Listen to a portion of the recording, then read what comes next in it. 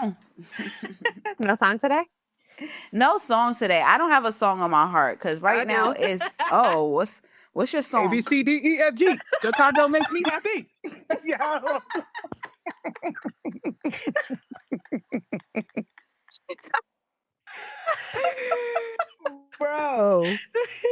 Bro, if niggas knew what time we was recording this podcast, you would understand why the giggles is happening. No. You are no. Anyways, y'all, what's up? What's up? What's at? What's at? It's another brand new episode of your girls over here at the condo with the reasonable dialogue. Gang, gang, gang. You already know it's your girl DJ Miss Milan. It's your girl Jazz. We here. And it's your girl Young Sneed, and it's episode 19 of Reasonable Dialogue. Wow. 19. Wow, y'all. I mean, I feel like every week we finna say the same shit. Wow, guys. Like, this is episode 30. Wow. Guys. I think once we get to 20, I'm going to be done doing that. I'm not going to lie. I feel like 20 and then 50. No, the excitement, yeah. No, I lied. Because when we get to 50, it's going to be a monumental moment. Like, that's like a milestone. You know what I'm saying? Yeah. It's like, oh shit, 50 episodes of this thing that we decided to, you know what I'm saying, make happen, and it's still happening and it's growing as it's happening. Hell yeah, 50. I feel like, when do you think we should do our live show? Because, you know, I don't want to get big-headed, but, you know, I'm ready for the live show, y'all. I want to see ready for the live too. And we should tell our listeners. I would love our listeners. Like, when y'all want to see us do the live show, I would love that. I think we should get to episode 50. Yeah. Like 50 is like a milestone episode. Yeah. Yes. I like that. 50 episodes in, we should do a live show for the community, you know, pull up to the condo. Ooh, we should do it in a condo. We giving y'all the playbook already, so come be prepared. This is not going to be a bring your own plate situation because I don't know how y'all really cook and how clean your kitchens are. So we will have it catered, but bring your own bottles if you will, and your own weed if you want. But yeah, condo live show, that's gonna be litty like the titty in the city. I like that. I like that a lot. All the non-blacks to the back. We're charging you guys for sure. Sorry, reparations due to our ancestors. No discount for you. Anyways, how was you guys' week, man? How's everybody week so far? It's been hectic. It's been a lot happening, but we gotta check in with ourselves. How we feeling? What's our heart posture? Yeah, had a really good week. I'm not gonna lie. I think that it was a very transformative week for me. Like, between therapy and then we had a great conversation the other day that I think I needed to hear a lot of what y'all was saying to kind of just ground me in. Like, bitch, tighten up. Tighten up. And I think sometimes, like, what I recognize as I get older, because for those who don't know, like, I haven't had like a real friend group for a minute. Like, I just have friends here and there, sporadic. It hasn't really been like like a locked in group of women that I can tell shit to. So I didn't really value that until now. And man, you need homegirls. That's all I'm gonna say. Because we love you, girl. Yeah, because it's we got like family like a dying tree. Because it's like sometimes you know what you need to address.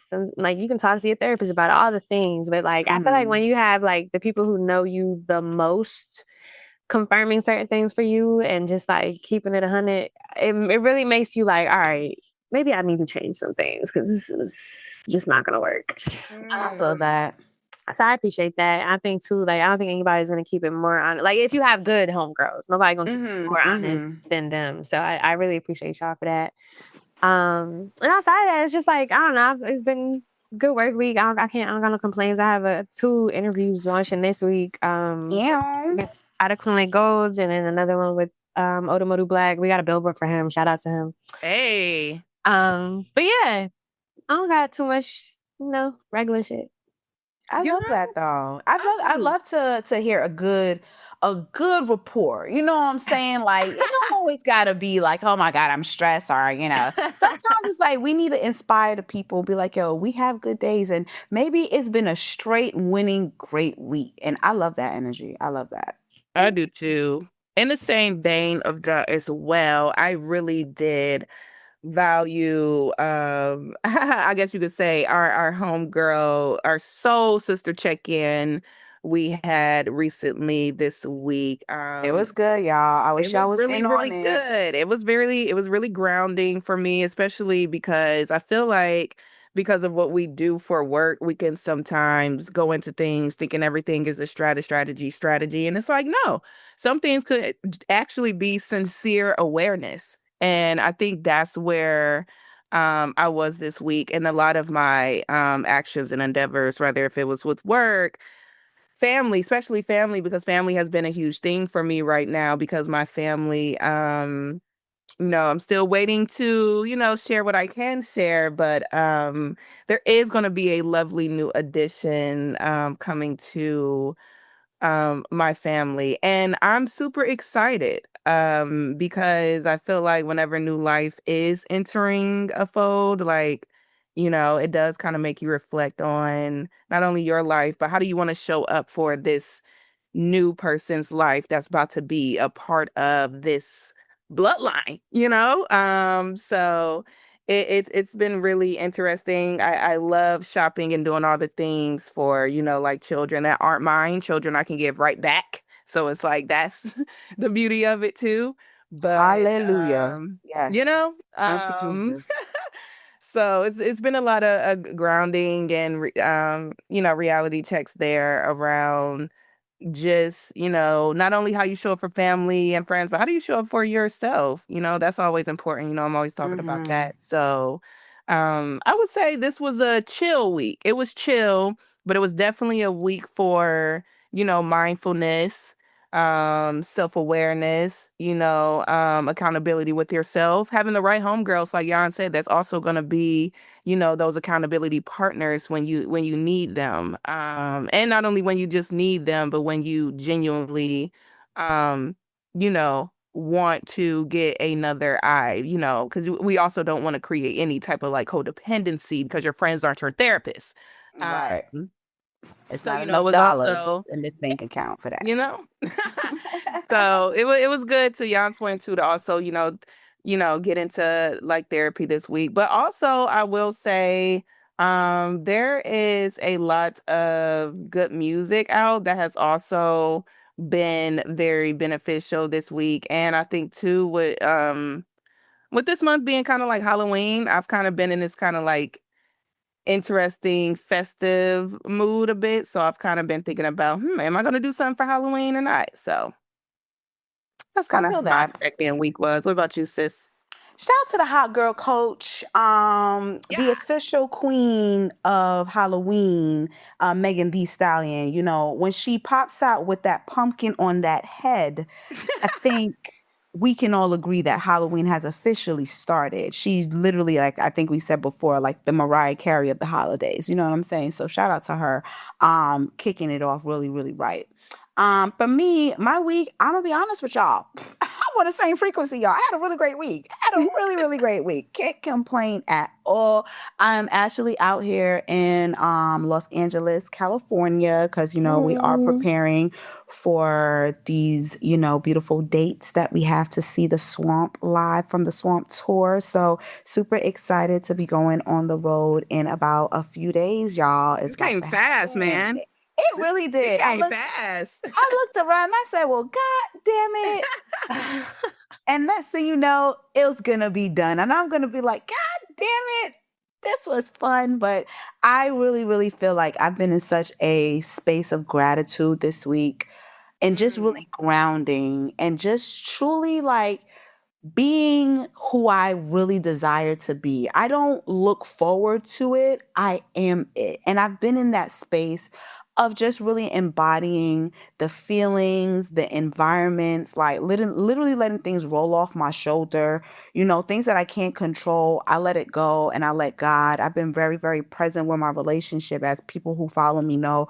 I'm very, very vocal about my relationship with God, and just, the things that I believe that are moving and shifting in my life, and I share it, with my supporters and people that follow me. So it's like I've been in a real grounding place, and really present, just being grateful for the fact that I get to live this life. I even tweeted recently, like, I'm just grateful because it was the start of the month for October, so it's like bills are due, and the fact that I'm able to legitly pay my bills off of the thing that I love, the passion that I decided to pursue, is really eye-opening. Like, you can really live a life that you truly desire. I don't care what the world says, what it looks like. Like, I don't give a fuck about none of that. I'm gonna be real with y'all. I move according to my own drum. I have my own rhythm and my own wave. You know what I'm saying? So it's like That's a bar. I create my own frequency at the end of the day, and it feels good to be present in that and also be inspiring in that. So I'm just really, really grateful, and I've had a great week of just truly grounding myself, being in gratitude. I took myself on my artist date because, like I said, I'm still on the journey of reading The Artist Way. And one of the things are to take yourself on like a artist date, or like take a 20-minute walk. So I did that recently, where, I just went out and I did something by myself for me. And it just, like, really enhanced my thought process of things, and just also spending time with yourself, I think is very important. Like we said, you have to have these tools in your life, and I believe therapy is a tool. And you all speaking about therapy, I'm starting back up my own personal sessions with my therapist. I had been seeing her for some time now, but I had stopped because of, just being super busy. But like I said before, she's always given me a great progress report. I'm one of her, I'm gonna just say it right now, I'm one of her favorite clients. Like, I'm gonna be honest with y'all. I am, because, the growth, when you really want to grow, you are not gonna make any excuses for it. And I feel like Facts.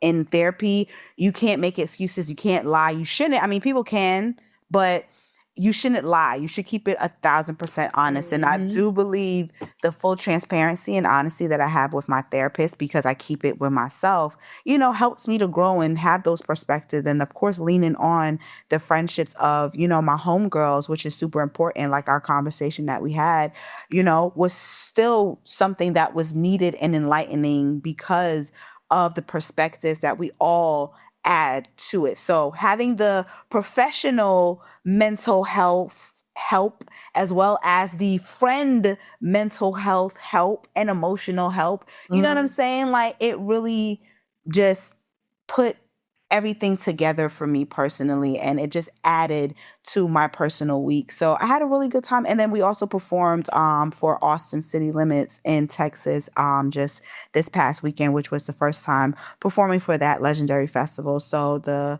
crowd was just super, super. I think I'm in a space now where it's always still so surprising that people really come out by the thousands now to see us, starting from those little festivals that we were doing. And I don't say little in diminishing the festival. I mean, in the beginning stages, like the beginning stages of anything, you start off small, and just to see the growth of us. And I'm just proud. I'm really, really proud of me. I'm proud of us. I'm proud of we.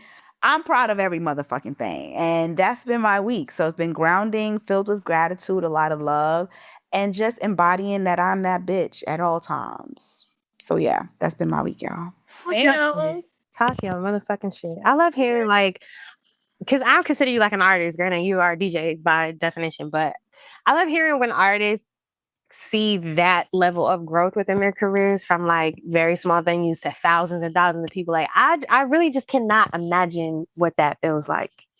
It feels surreal. It really does. I'm not gonna lie. It feels crazy because I was just on like Twitter watching like, Kendrick's videos that has been going viral with him performing in Argentina, and just like a little kid from LA who had dreams and pursue them is now worldwide, to the point where you have hundreds of thousands of people singing your lyrics, and then us seeing the videos that literally fall right into the algorithm alignment, which I love so much.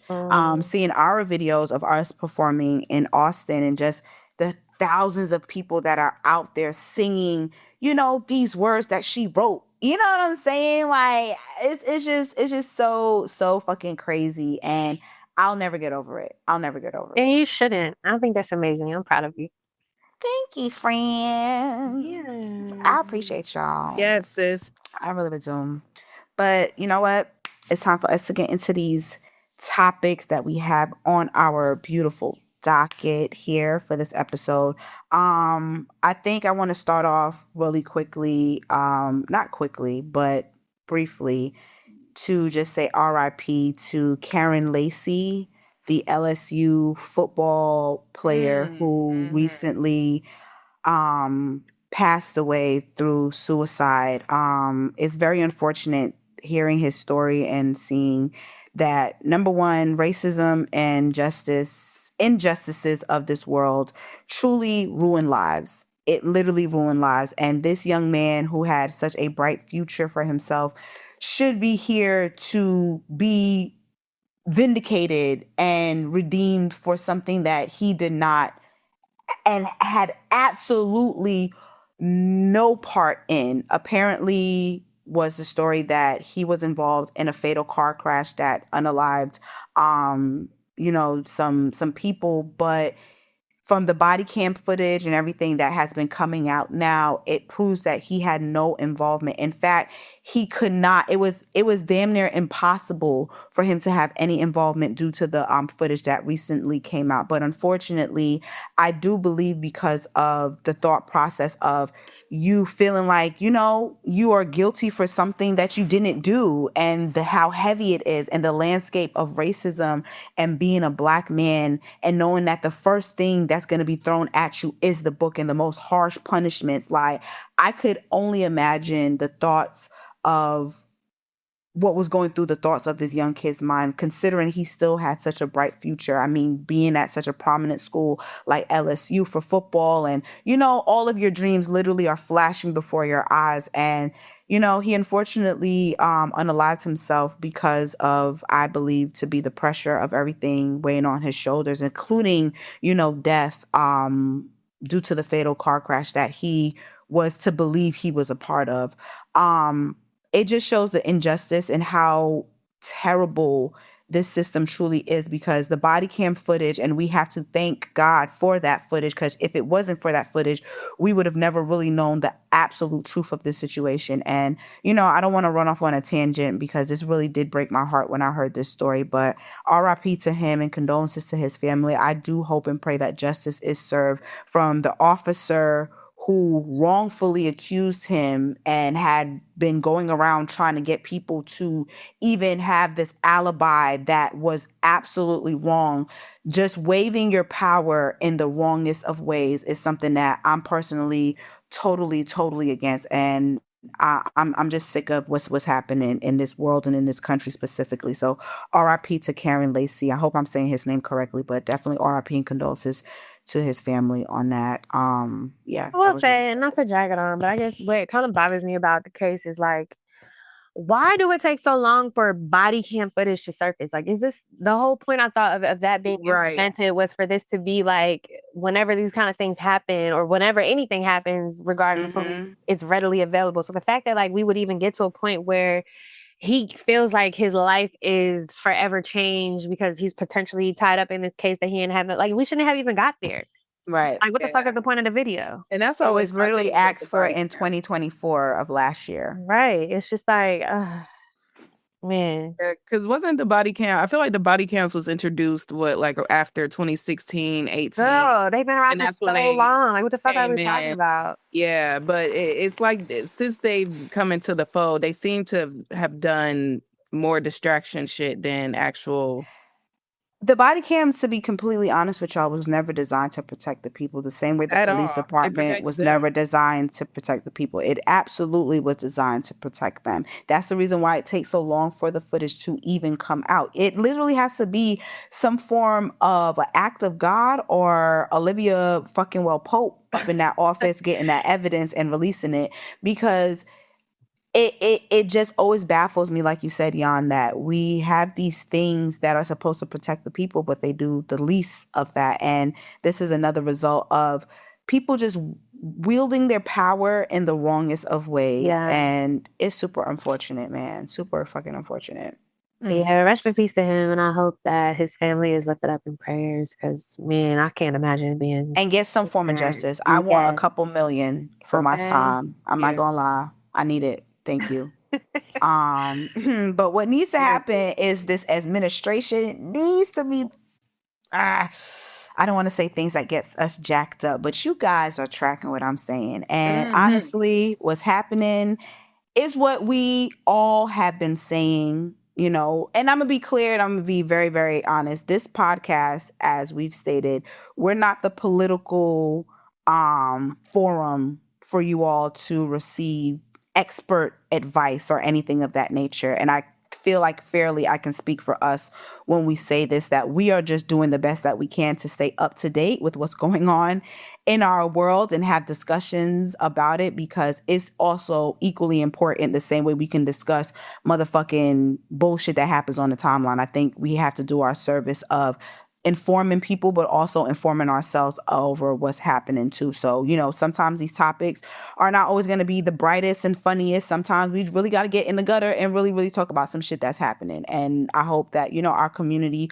which has been very, I would say, transparent in that way of understanding that, you know, continues to support us in that, because our views are truly our own views. And we honestly are going to talk about things that are affecting us. And this right here with ICE has been affecting us, regardless if the FBA, the federal, I don't even know what you call that group anymore, but whatever it is, they wrongly have been making comments that ICE and the whole immigration things that were happening were never going to affect Black Americans. And I'm here to say that that day where they say pigs fly, them bitches is up in the air, honk, honk, honk, literally up in this motherfucking air, because ICE has raided Chicago, which we know in the most predominantly Black neighborhoods, and literally raided apartment building in Chicago and literally had people zip tied, arrested, detained for hours on hours. And we're talking about American citizens at this point in time. And we're talking about middle America too. Like as a Midwest girly, a Midwest girly, I feel like sometimes people underestimate the amount of I know I use that word, white supremacy, dun dun dun dun. Can't stand it. But I do think sometimes, like being born and raised in the Midwest, people underestimate the level of disruption like that really goes on. Like it makes me think of that song by J. Cole, like Middle Child, like, cause he explains why he like made that song, etc.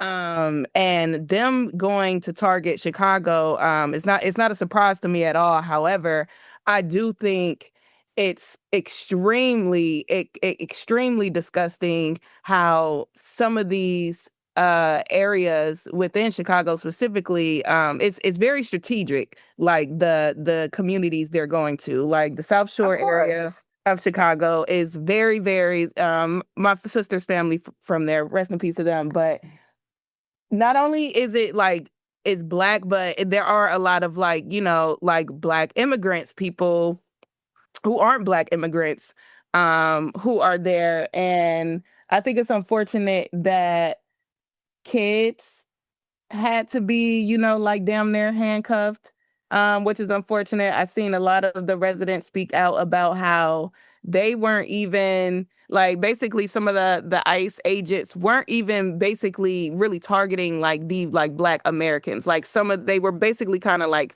trying to put like fear mongering them. They were going after you know, like people who aren't citizens, but it's still unfortunate because it's just like at the end of the day, these motherfuckers don't give a fuck about any of us. And they're going to keep reminding us, rather if it's through these fear-mongering tactics, these rage-baiting things like we saw what they were doing in DC.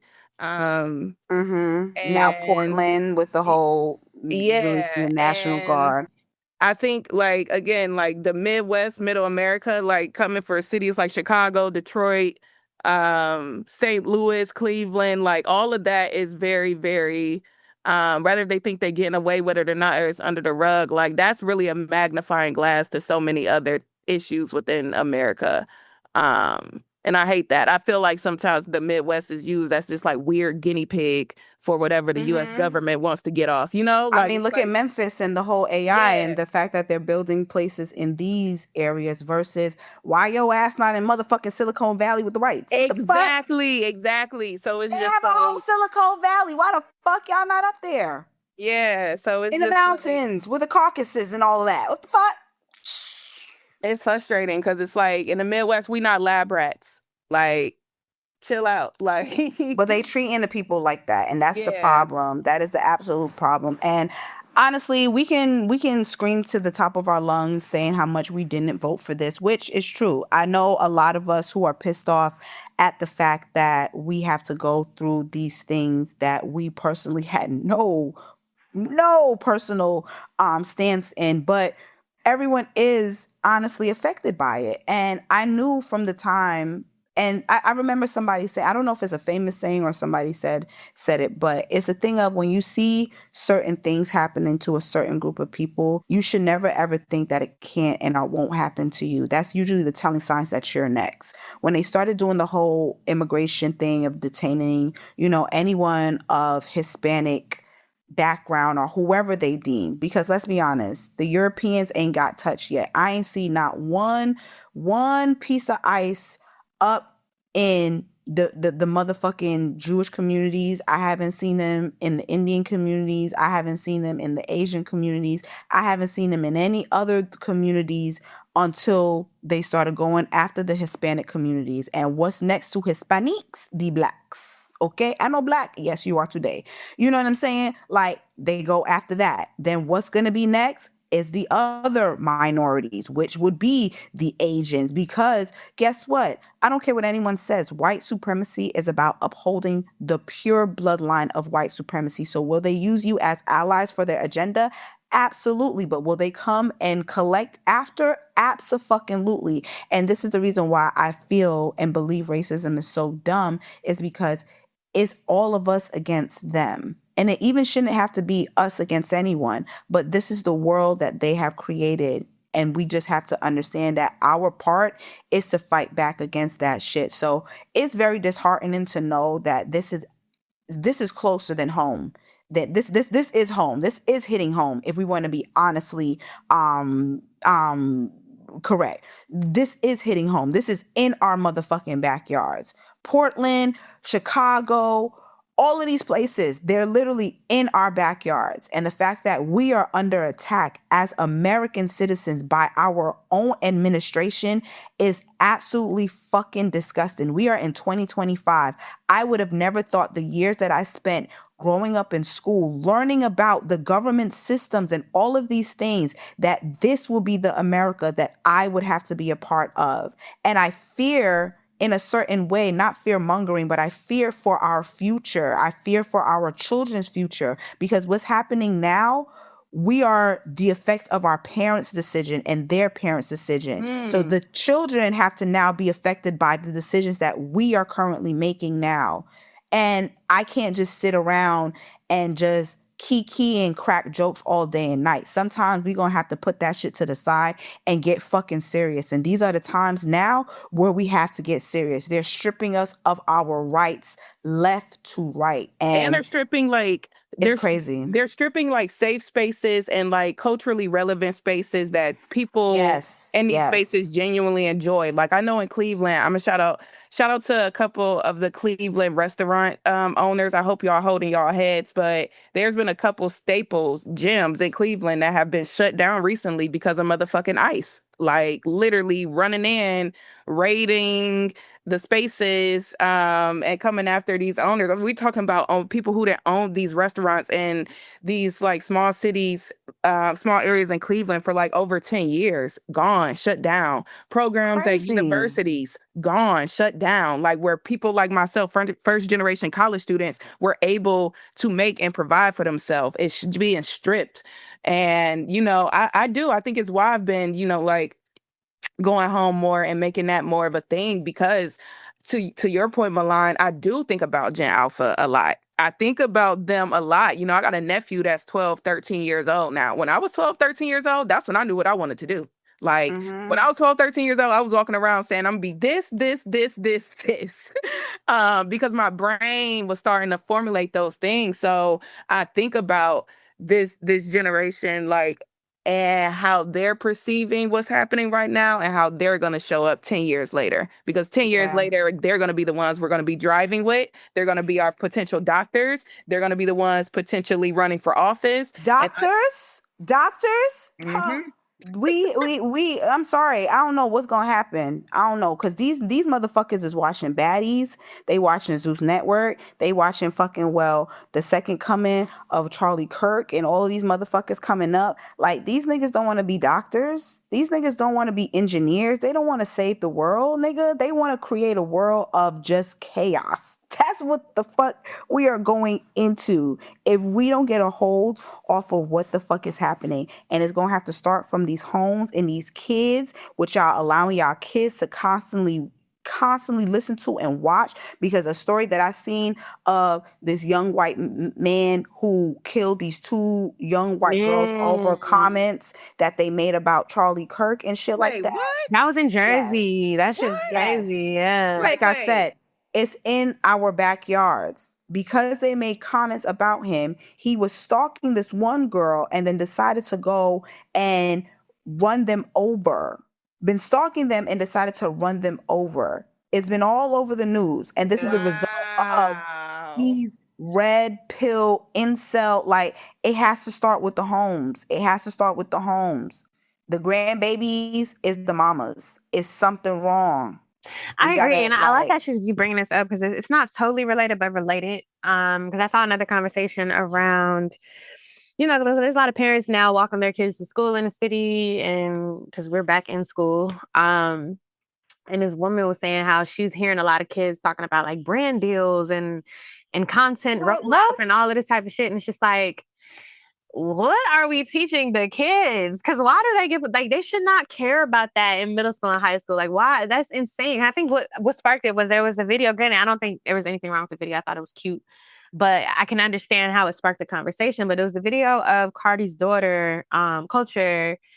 She was getting her hair done and she made like a commercial, I guess, or a promo. Oh yes, a little ad. Yes, I seen that. For her hairstylist, and that turns into this whole conversation around like, this isn't cute, y'all, because we're teaching our kids that this is what they need to be doing. And granted, I think it was very innocent, but in the grand scheme, I think that the girl made a very good point because that is what I'm seeing a lot of these kids talk about. It's like brand deals this and content that, and I got to make my TikTok content. Like, y'all are. Can you spell content? No, literally. And it's so funny you say that because I think another thing I've seen in relation to that yarn that made me raise my eyebrow up a little bit. And don't get me wrong, again, another sweet, innocent angel baby that ain't did nothing, but she's here and her mother is here with her. And I honestly think her mother did a great job at following up on it. But I saw it's a clip of Dream in Black China going around. I saw that too. The forehead. Yeah, where she basically is like doing her hair, but it's the second one I've seen. And Black China not the only mother and child duo that does this, but it's almost as if like they let their kids read the comments and they'll respond to it. And it's very interesting because, like, I think one of them was they was trying to say her forehead was big and Black China was like, you have a beautiful, she kept reminding her how beautiful she was. And I don't think, it hit her to the point where she was affected, but it did make me think about like how Gen Alpha kids are showing up in this world. You know what I'm saying? Like my nephew tells me all the time. He can't tell me his favorite. You know, he likes TV shows, whatever, but he's more interested in telling me about his favorite streamer, like this streamer guy on YouTube that has over 1 million followers. And I think another thing as well was happening is it's almost like these streamers and these chat boxes are becoming a form of community for them. And I think what's kind of problematic with that is when you think about our generation, and I was having this conversation with somebody recently, you used to be able to go to your neighbor's house. Back to what you were saying, Jan, about how like people walking their kids to school, like that used to be a thing. If you wasn't walked to the end of the thing with your mother, your neighbor that she trusted with her kids, you damn sure was allowed to do that. Like I at least had one neighbor on my block where I was like, yo, my mom not home. We was at so-and-so's house. Nobody has that anymore. We're not doing that. And honestly, I don't blame people because shit is so weird. Like it's almost it's such a taboo. tricky time. It's a tricky time now to even be Yeah. like, go to someone Miss Gray's house across the street till I get off work. Like you can't do that no more because you don't know what the hell Miss Gray got going on in her yard. Exactly. And I'm what gonna be honest, Wi-Fi. you never knew. You never knew. know. And I think that's the crazy part. 'Cause it's Yeah, like we now we never- have like this hyper awareness of everything going on in the world because of social media and like this negative news and all of that. Like I just feel like I don't know, man. But that's a sense of community, though. I still feel like it's like that's it's definitely missing. needed. Yeah, it's definitely needed. But I think that's also why it's so important to cultivate that village around you. Like this, maybe it's not the neighbor, but maybe it's I'm dropping off my kids to one of y'all two. Yeah. Mm-hmm. You know what I'm saying? Because you know, Auntie Milana is gonna have them literally sleep by the time your ass come back. They're gonna be fed, they're gonna be showered, they're gonna be educated. I don't play that shit. When my nieces and my nephew come around, they iPad kids, unfortunately. I love my sisters to death, but they're a part of this era where they're iPad kids. You get what I'm saying? They got phones, they got games on their own phones now. They're not even asking us for games on our literally. phones. And like So, I have to literally check in and be like, we going outside. Like we like go, you know, go send my uncle to go get a blow up pool so these little kids and their asses could be outside in the sun getting vitamin D and the way how it's supposed to be. Matter of fact, let me drag you across the concrete so you can have a little scratch on your knee. So you know some type of fun, some type of outside, like and when you sit these kids on these phones, you are allowing technology and the communities that they're looking forward to, like you said, Jazz, and these chat communities, streamers communities, whatever, you are giving them the access to develop the way how and don't get me wrong, I do believe every child deserves to have their own personality and their own liking of things. But the guidance of, hey, this is not right. You shouldn't talk to somebody like this. You shouldn't think about somebody like that. That's where the teachings of discipline and, you know what I'm saying, correction needs to be implemented in. You get what I'm saying? Like, no, I don't think my nieces and my nephews or any child for that matter should be having access to watching baddies. I'm sorry. I just don't think that now. I agree. And I used to be the one to be like, oh, growing up, well, we was listening to My Neck, My Back. Now that I'm older, nigga, that was still fucking wrong. Why the fuck was we listening to R. Kelly peeing on kids' asses? Like, why the fuck was we literally like listening to the shit that we was listening to? And I don't want to be one of those, I guess, parents that grow up to be like, I guess, you know, prudish or whatever. But I see the effects of what happens to kids when they don't have direction, when they're not guided. Like, I'm a kid. I grew up with a strict parent household. Like, I couldn't do shit. I hadn't come home before the lights was on. I had a dead end block that I used to live on. I could only ride my bike up to that stop sign and come right back. Okay. And let my grandmother found out I went literally like who any further. Because that's another thing. Like the crossing guards literally knew my grandmother's fucking name and knew who I was. So they will report back to her. Yes, she came home on time. 3 p.m. Yes, school let out at 2:55. That ass supposed to be home at 3 p.m. Why? Because I live 5 minutes from the school, so I should be home. Like, I'll no, never forget. It was one time during the summer because I got to a point where I was so tired of being on lockdown my entire life. I had went walking to my homegirl house. She lived around the corner. and nobody was answering the house phone because I wasn't there.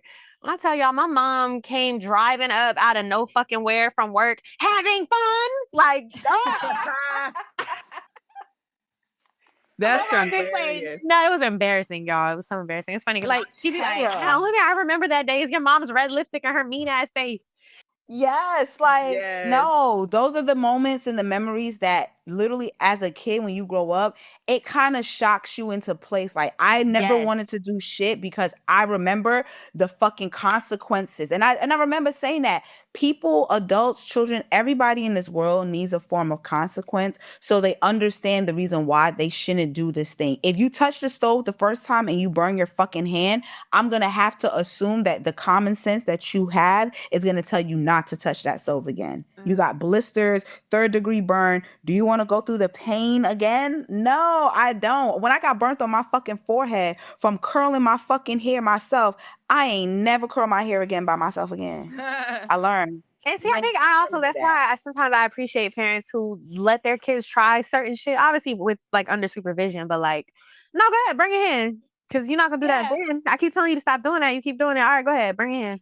Yes, you can't coddle your kids. Yes. Like you have to allow the big them. Thing. Yeah, you can't coddle them, but that's another thing. Even from like and it's something I had to work on too with my nephew because he don't do it no more. But in the beginning, when I would come visit him, like, or when it was always time for me to go to the airport or leave, he would start crying. And it became a thing. Like he would cry every time he knew I was about to leave, and it almost got to the point because it would start making me cry because I'm just like, you do this like every time. Like, what is this? You know, but what is this?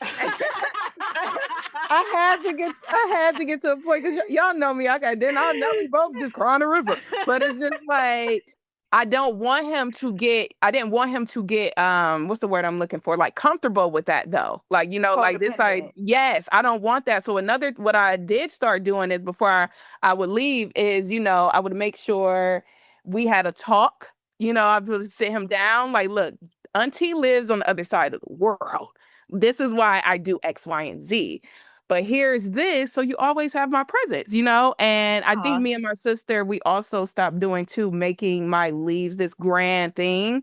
Like, you know, so he wouldn't be just so, and now I just like dip and he don't even like realize, like, oh yeah, Auntie left yesterday. It's like, yeah, like, you know what I mean? We about to put you through all that emotional turmoil. But I was saying that to say, I do think, yeah, we just gotta have a little bit more, you know, boundaries with them. I feel like in terms of what they have access to and how they are able to emotionally react to certain things, because we don't want to be creating little brats out here either. Yeah, and to that point, stop putting your kids in strollers when they 6 years old. Tell them niggas to walk.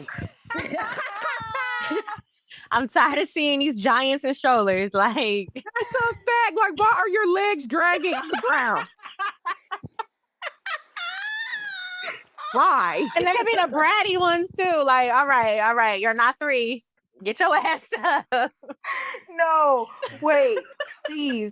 The legs dragging on the front, Hawaiian. Oh man, yeah. Oh my God, nah. I just had to add that in there because that's been one of my pet peeves recently when I be out in public. Like, why that big ass monster in the cart? Like, you know, get your ass up and walk. I'm not gonna lie. A pet peeve of mine when it comes to kids sometimes is when they do throw tantrums in like fucking public. You know, speaking of that, my nephew used to do that, and Jazz reminded me of that because that's kind of what I had to do with him. Because he didn't like walking.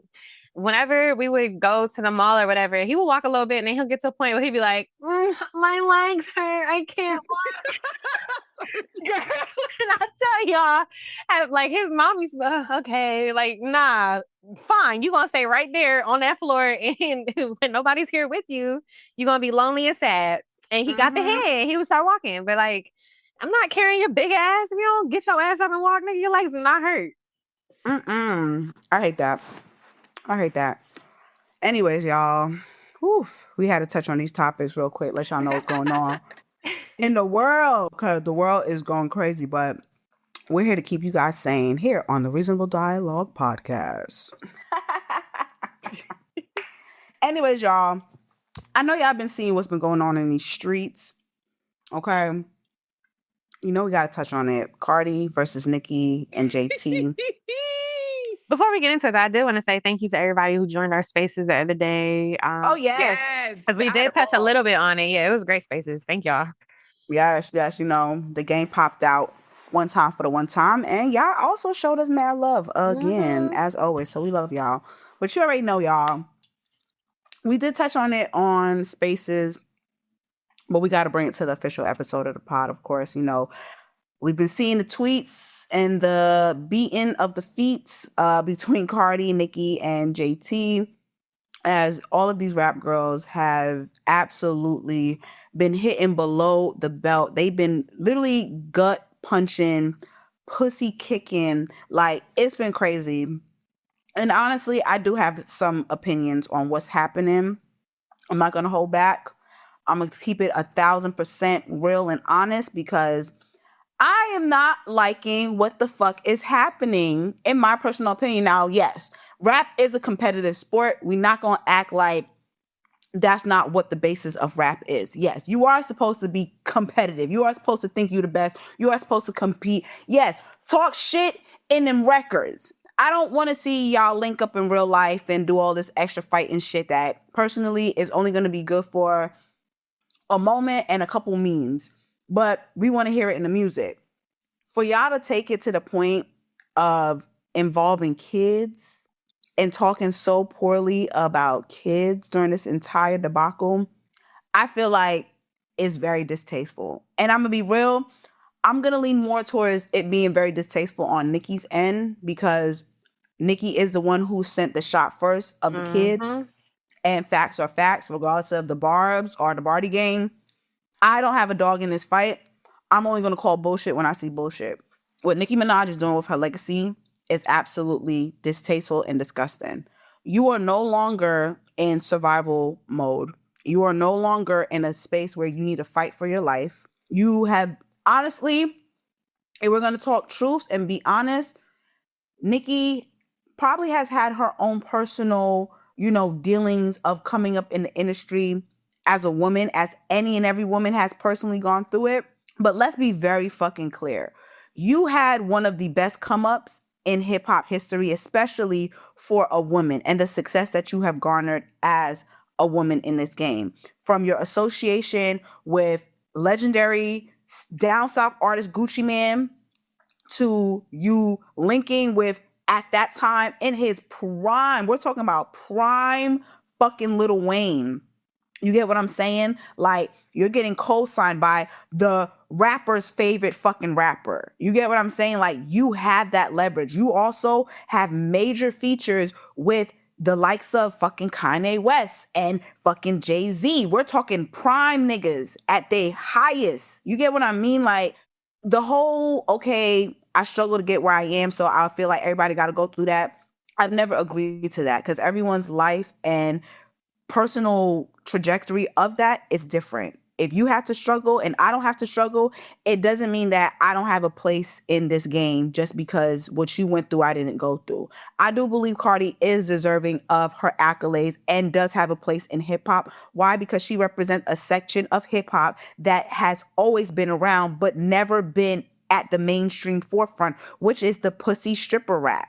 If we're going to be honest, that's never been a mainstream thing for the women. The men got away with it, but not necessarily the women. So Cardi comes in the game doing what she's always done, which is be herself. We've known Cardi B since the fucking viral Vines and before TikTok was TikTok. You niggas wasn't even on fucking Vines like that. Like, she's been a cultural influence at first before anything. So it's like her transitioning into rap, which if you've been there since the test of time, you've seen Cardi's growth the same way those who've been there with Nicki from the test of time, you've seen her personal growth.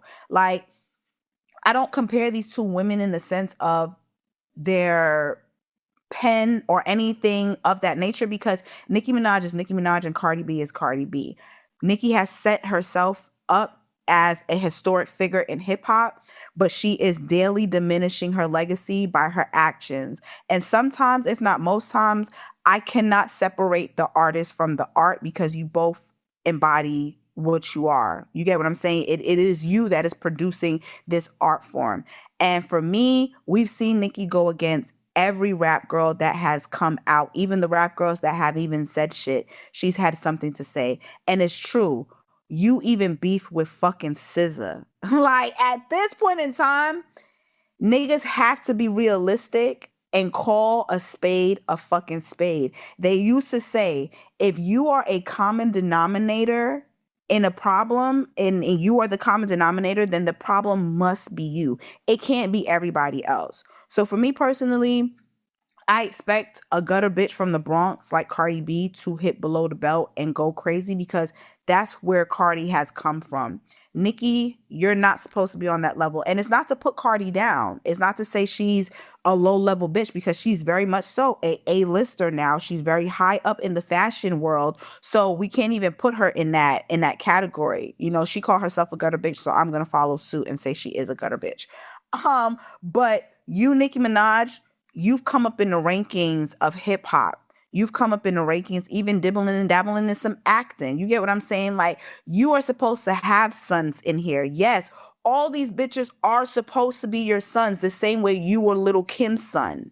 You get what I'm saying? Like, yes, that's what you call legacy. Legacy is seeing the fruits of the seeds you planted. And I'll just land this and say that I'm very disappointed once again in Nicki Minaj's part in this because your jealousy and your misery is so loud. You can't even relax off of the hiatus that you allegedly have been on and told all your fans and community that you were no longer gonna and you came out, couldn't even let this girl get a week worth of praises and love and adoration until you felt, and that's when I knew.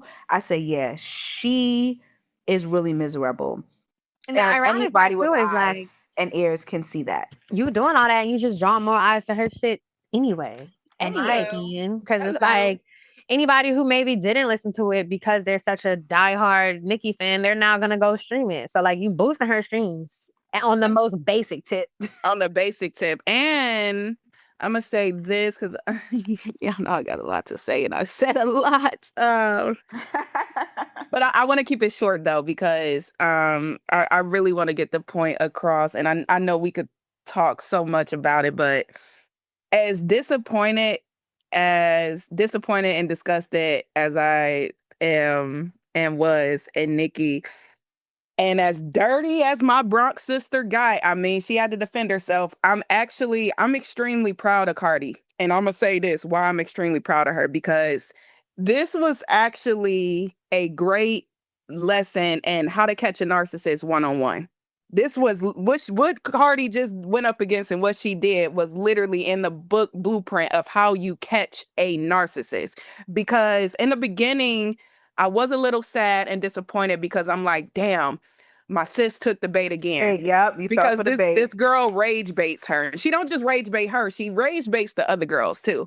But this one in particular, it's like she said, I've got a real life Helga Pataki, and we seen it. Like, we really seen it. Like you said, Milan, she didn't even give that girl a week. She gave her 4 days. I watched it. She gave her 4 days. 4 days. Like that's a narcissist, but this is how you catch a narcissist. Which and means you be watching. Literally. And this is I why ain't for a bitch to say she not watching me, but she clocking me. and you clocking everything. And this is why I love Cardi, because and Cardi's pregnant doing this. I need people to know that she fought everybody pregnant. Like, that's what people need to realize. She did all this pregnant. She called a narcissist pregnant, but when you're dealing with somebody psychologically fucked up as Nicki, you almost have to do what Cardi did. And in the beginning, I was upset. I think a lot of us was, because we like, do not let her take away your shine. But if you see the way Cardi was responding to her and going at her, it's like, no. That's actually what you're supposed to do. Like, every single time she has something, Cardi was on it. Like, it's almost like you have to combat somebody delusional like that, because the way they try to switch narratives in real time is sick. And we dealing with somebody that not only shifts narratives and does this reverse psychology thing, but has a large dumbass fan base that will literally push these agendas for her. And I think that's what's so sick and dangerous about what happens in Gag City.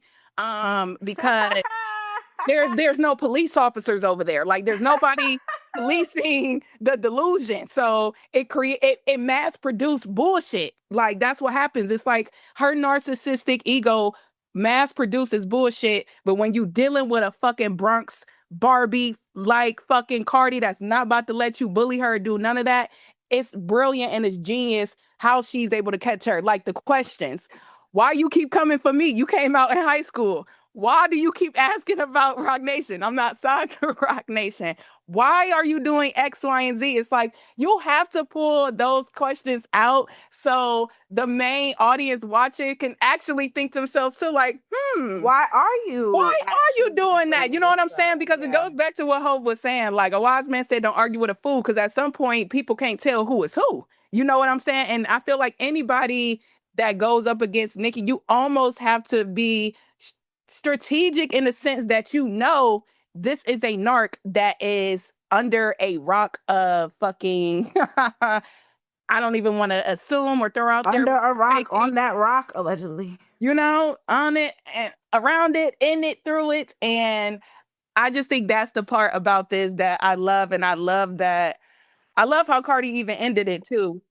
Even the way Cardi is ending it with the Nene memes, the who child, like, you know, like the Bart Simpson, like, woke up and I'm still in the lead. It's like, that's it had me in tears. Like, and again, she's pregnant. Like, I think people keep like, yo, she's doing all this pregnant. So it's just like, this is no hate towards Nicki. Like, let's be clear. It's just facts. It's facts. Like, and that's the thing that I always look at is how opinionated can you be when it's your fave? Because Beyonce's my fave. I'll tell you that right now. But if she did some bullshit, I don't have a problem calling her out on her bullshit, because that's what you do when you have a free will and you're a free thinker. You know, I think the fandom and the standom more so has really, and let's be honest, the artists, certain artists utilize their fan bases to weaponize. Yes.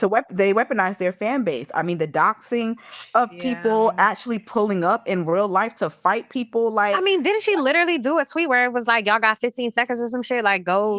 Like, that's not weird. It's so weird. She commanded her cult to go and on an attack spree. And when I say it's to a point where your fan base is now saying racist remarks, so the whole thing is contradicting everybody. You know what I'm saying? On top of that, I'm going to be very honest. I don't like the dog whistling that Nicki does when it comes to Black women. I don't either. I was going to say, I'm so glad you say that, because when Jazz was talking about her tweets, I think the best one she posted was that Dear Black Women shit that she said, because I don't think anybody has called Nicki out in that way where they lay out everything she's doing with Black women. That's bullshit. So it's like, to just see it all in one tweet, like, so are you going to answer to that? Because she had great questions. It was genius. I'm so happy you brought that up, and it was genius, because no, I brought that up with a homegirl too. It's like, bitch, why do you keep trying to weaponize Blackness when it works for you? Do you know about to weaponize my Black womanhood? Everywhere I go, I'm Black. I step outside, I'm reminded I'm Black. I take a breath, I'm Black. I'm going to be honest with you. Nicki, I don't know if you got that. And I'm gonna be honest, Cardi might have it more on you than she do, because she's actually from New York in the Bronx. You are from Queens, New York. Where Nicki from? Born South Side. Oh, Trinidad. Trini. Like, and it's no shade to my Trinis out there. You know what I'm saying? My Caribbean people. Is she born in Trinidad? What are you? I gotta Google. Were you born in the Bronx? Are you actually born in New York? Are you? If we want to talk about who really hip hop, we can go there. Like. And I think that's what frustrates Nicki too, whether she wants to admit it or not. Okay, yes, she was born in a port of Spain, Trinidad and Tobago, and raised in Queens. So technically, Nicki is an immigrant herself, and was raised in queens. And we can pull up videos of you talking about black girl tragic and calling black women bitches. But you want to weaponize blackness in this moment, though. That's the one thing that I've always And not just blackness either, black womanhood. Cardi B is actually born in New York City. Like, come on. No, and listen, this is not a war against the West Indies versus Black Americans, because I'd be tired of those conversations. I'm tired of those conversations too. But it is just to say the way how you're moving, because let's be honest, you're tagging the presidency, you're tagging ICE, you're tagging FBI, you're doing these police games, as people in the streets will call it. I am a citizen, a civilian. I know nothing about the streets, but the people have said those are called police games. And to me, and to me, I just feel like it's all dumb coming from Nicki Minaj, who has so many years in this game. You've done so much with your own personal iconness, if whatever you want to call it. You've done your part.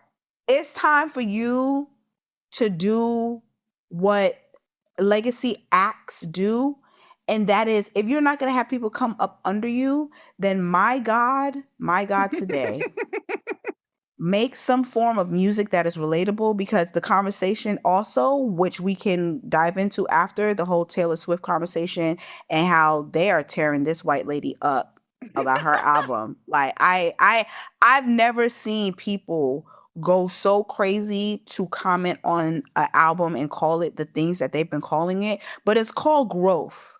And I think when you are a legacy artist, you are expected to grow. Your fan base is not the young 19, 20 something years old. These bitches is, well, your age, Nicki, 40 plus. You get what I'm saying? Like, the fuck? Something has to give. And your behavior, you're stuck in such an arrested development stage. It's like, you have yet to show some real womanhood growth on some shit, on some legit shit. Like, and I've seen the tweets too of people trying to discredit Nicki for not being a great rapper. We're not gonna lie. We're not gonna act like Nicki is not a great rapper, y'all. We're not gonna do that. What we are gonna do is say facts. Is Nicki a great rapper? Yes, Nicki is a great rapper. I think Nicki is one of the rappers, regardless of what you say. The whole animation and things of that nature, that's nothing new, but Nicki did capitalize it very much so, where it looks like she's the one who's the founder of making weird voices, and you know what I'm saying? Like, so that being a part of her brand, that, you know what I'm saying, being a part of her legacy, et cetera, like, we're not going to act like she doesn't have punchlines and bars. You get what I'm saying? Now, as you get older and you mature, do those bars hit the same? You know what I'm saying? Pull up and like, do those bars hit the same? Because people always say Monster, you know, is her best lyrical, her best lyrical thing. But personally, I think Freestyle Nicki is way better than Song Nicki. Hello. But like, outside of that, it's like, growth is important in anything. People want to hear you grow. After a while, people don't want to hear the same shit, which is the reason why I'm gonna be real, and no offense, but that's why Lizzo's having a hard time now, because niggas can't really connect with your music anymore, because niggas don't want to listen to that poppy crap that you be putting out. No front. No, you know what I'm saying? Like, you gotta grow. Taylor Swift now. We're talking about one of the biggest white artists in our times. You get what I'm saying? Like, could literally do numbers that blows everybody out the water first week, and we're gonna see those numbers. So it's like, you're even getting dragged now for your body of work that you put out, because she recently dropped the what is it called, Life of a Showgirl, and from the TikTok algorithm, I have yet to see a video of somebody saying this album is phenomenal, except for Rolling Stone, which you niggas, they gave that shit a 5 out of 5 or a 10 out of 10. It's Them so niggas crazy, is when I seen the cover, I'm gonna be honest, sisters, when I seen the cover, I knew it was a flop. I said, who the fuck said needs to be the cover of this girl's album? That girl looked like she is drowning on that cover. Because she has no sex appeal. Literally, that's what it is, sis. It's no sex appeal on that cover whatsoever. And when I seen it too, rather if her team wants to admit it or not, when I first seeing that she was coming with another project X, Y, Z, I said, "Is this their attempt of a renaissance?" I said, "Why do her images look like when Beyonce released Act One, like when she was in the hallway and had the bedazzles? Like that's literally what I first gave when I first seen it. I was like, okay, this reminds me of the Act One trailer. Like, Then we get these images of you from, I guess, the life of a show, and it's just like you said, Milan. It's just no sex appeal. It's given unseasoned, like I don't know, asparagus. Like I don't know. It's just not there. And that's another thing as it pertains to Nicki as well. And again, Cardi called that out as well. What is up with you trying to bootlick these white ass artists so what they can get their fans to try to stream your shit too? Like, no, it's not given. Please. It's not given at all. I'm not gonna lie, actually. So I like the press shots around her album. I don't really care for the album cover either, to be honest. But I did think the press shots were fire personally. But what I think the issue for me with the images was like I expected something different based off of the visuals that I'm seeing. And for you to be doing these, like, I don't know, I thought they were amazing. The showgirl, this whole like flossy imagery just to come out with your same regular shit was just like, okay. Like there was no real homework or research done on what a showgirl is to embody. And I think the problem with Taylor Swift is she doesn't, personally speaking, if we're going to be honest, she doesn't build worlds. She doesn't. Oh, she really does not. She copies worlds. Like she literally does. I feel like she literally, her team, it's like they mimic what's happening and try to recreate it as this new thing. Like it's like it's like she's an energy vampire. Like it's like I feel like she even took some of Kendrick's energy because we know you love Not Like Us. Now you're throwing shots at people out here on this album talking about you. Yeah, that's so corny. You got this. Now you Charlie X is potentially about to get in the ring and create her own version of Pretty and Petty. Like, what's going on? Like, what is going on, girls? Like, but yeah, I don't know. I just think it felt flat. Like as far as music wise, because it's like visually, I'm thinking we about to get like a Christina Aguilera-esque Black type album, something like that. Somebody said that, but said who gonna sing it? I mean, but even if she can't give us the vocals, at least, like something in the production style that just is a little more grand and kind of leans in that vein. Yes. So that if at least it feels like it matches the imagery that we got. So the fact that like it's just no cohesion there. So it kind of was just like, you just thought this was a cute style, you threw it on and it was whatever. Yeah, it does. It feels like that. Even with the album title and cover, when you see it in relation to everything else she's done, it's like, where did this come from? Like, did you go to a Beyonce concert and just get inspired? Like, she had the opportunity if she wanted, because the thing that from the videos that I've seen and I've been listening to, because I have yet to listen to the album. I'll be honest, I'm not a Taylor Swift fan. Am I a fan of some of her older works? Yes, I am. But the pen. The pen, if she really wanted to be in another lane, because I feel like this Life of a Showgirl is her trying to separate herself from the Taylor Swift that everyone knows her as. She's trying to be more sexy. She's trying to be more, more sexy. Let's just call it sexy, because that's from the image that I see with these images and stuff, that you want to be sexy, but also there is a very dark side to the Life of a Showgirl. It's the glitz and the glamour in the lights, but there's a dark side behind the scenes. From what people are saying on this album, you're talking about love and Travis Kelce being the reason why you are now popping that pussy and all this other crazy shit. And for me personally, that doesn't reflect the life of a fucking showgirl. Now, the nigga was probably tossing your ass to the side, or you know what I'm saying? Tina Turner shows more Life of a Showgirl, if we want to be honest. Beyonce more Life of a Showgirl. If we want to be honest, than this. And I think Taylor Swift's problem and her disconnect will always be, number one, like I said earlier, she lacks growth. You keep talking about the same shit. On top of that, you're still embodying that little cute, innocent white girl who's just, she wears shorts. Like, no, bitch. You're a 35 ass woman who pops coochie, who fucking well wants love. You want this, like, speak about that shit. Relate to the demographic. You're still gonna have the young girls, and I think that for us, I think we had a conversation about that too, about artists trying to keep this young demographic. They're always trying to her keep them career young. mirrors Drake. We Yes. talking about the same And career. yeah, in they different really do. genres. And Nicki, Yeah. yeah, And they Nicki, really, really yes, do. And Nicki, yes. that's all her whole thing. And too, I think also to that point as well, like, did y'all see that people were comparing like her album to other amazing talented amazing artists who produced albums at 35 versus what she's making at 35? And it's honestly really telling. Like, It is. around these times, her peers, when you think about Mariah Carey at 35, that's how we got the emancipation of Mimi. Like, we got Lemonade when Beyonce was like 35. Like, girl, Janet Jackson. come on now. It's like you giving us, you are Taylor Swift at 35. I'm not expecting to see you drowning on the cover because your sex appeal is just refuses to show up.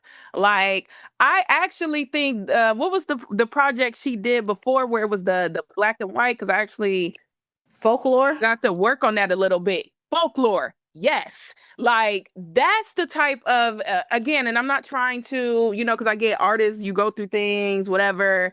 I get you was at a different time, but like, I was expecting more of a kind of like a mature folklore type of appeal. This is And that was only released 5 years ago. Yes, I remember that. Like, we was at UMG when that happened.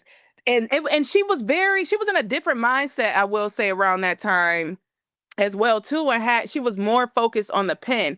I honestly feel like Taylor's career and trajectory honestly would have had a little bit more respect from us if she would have taken more of like a writing thing. Like, I actually would have preferred if she would have took a little hiatus and we would known Taylor the writer. Like, girl, write some shit for Sabrina Carpenter. Write some shit for some of these up and coming pop girlies. No, it's the opposite. Sabrina need to write some shit for Taylor.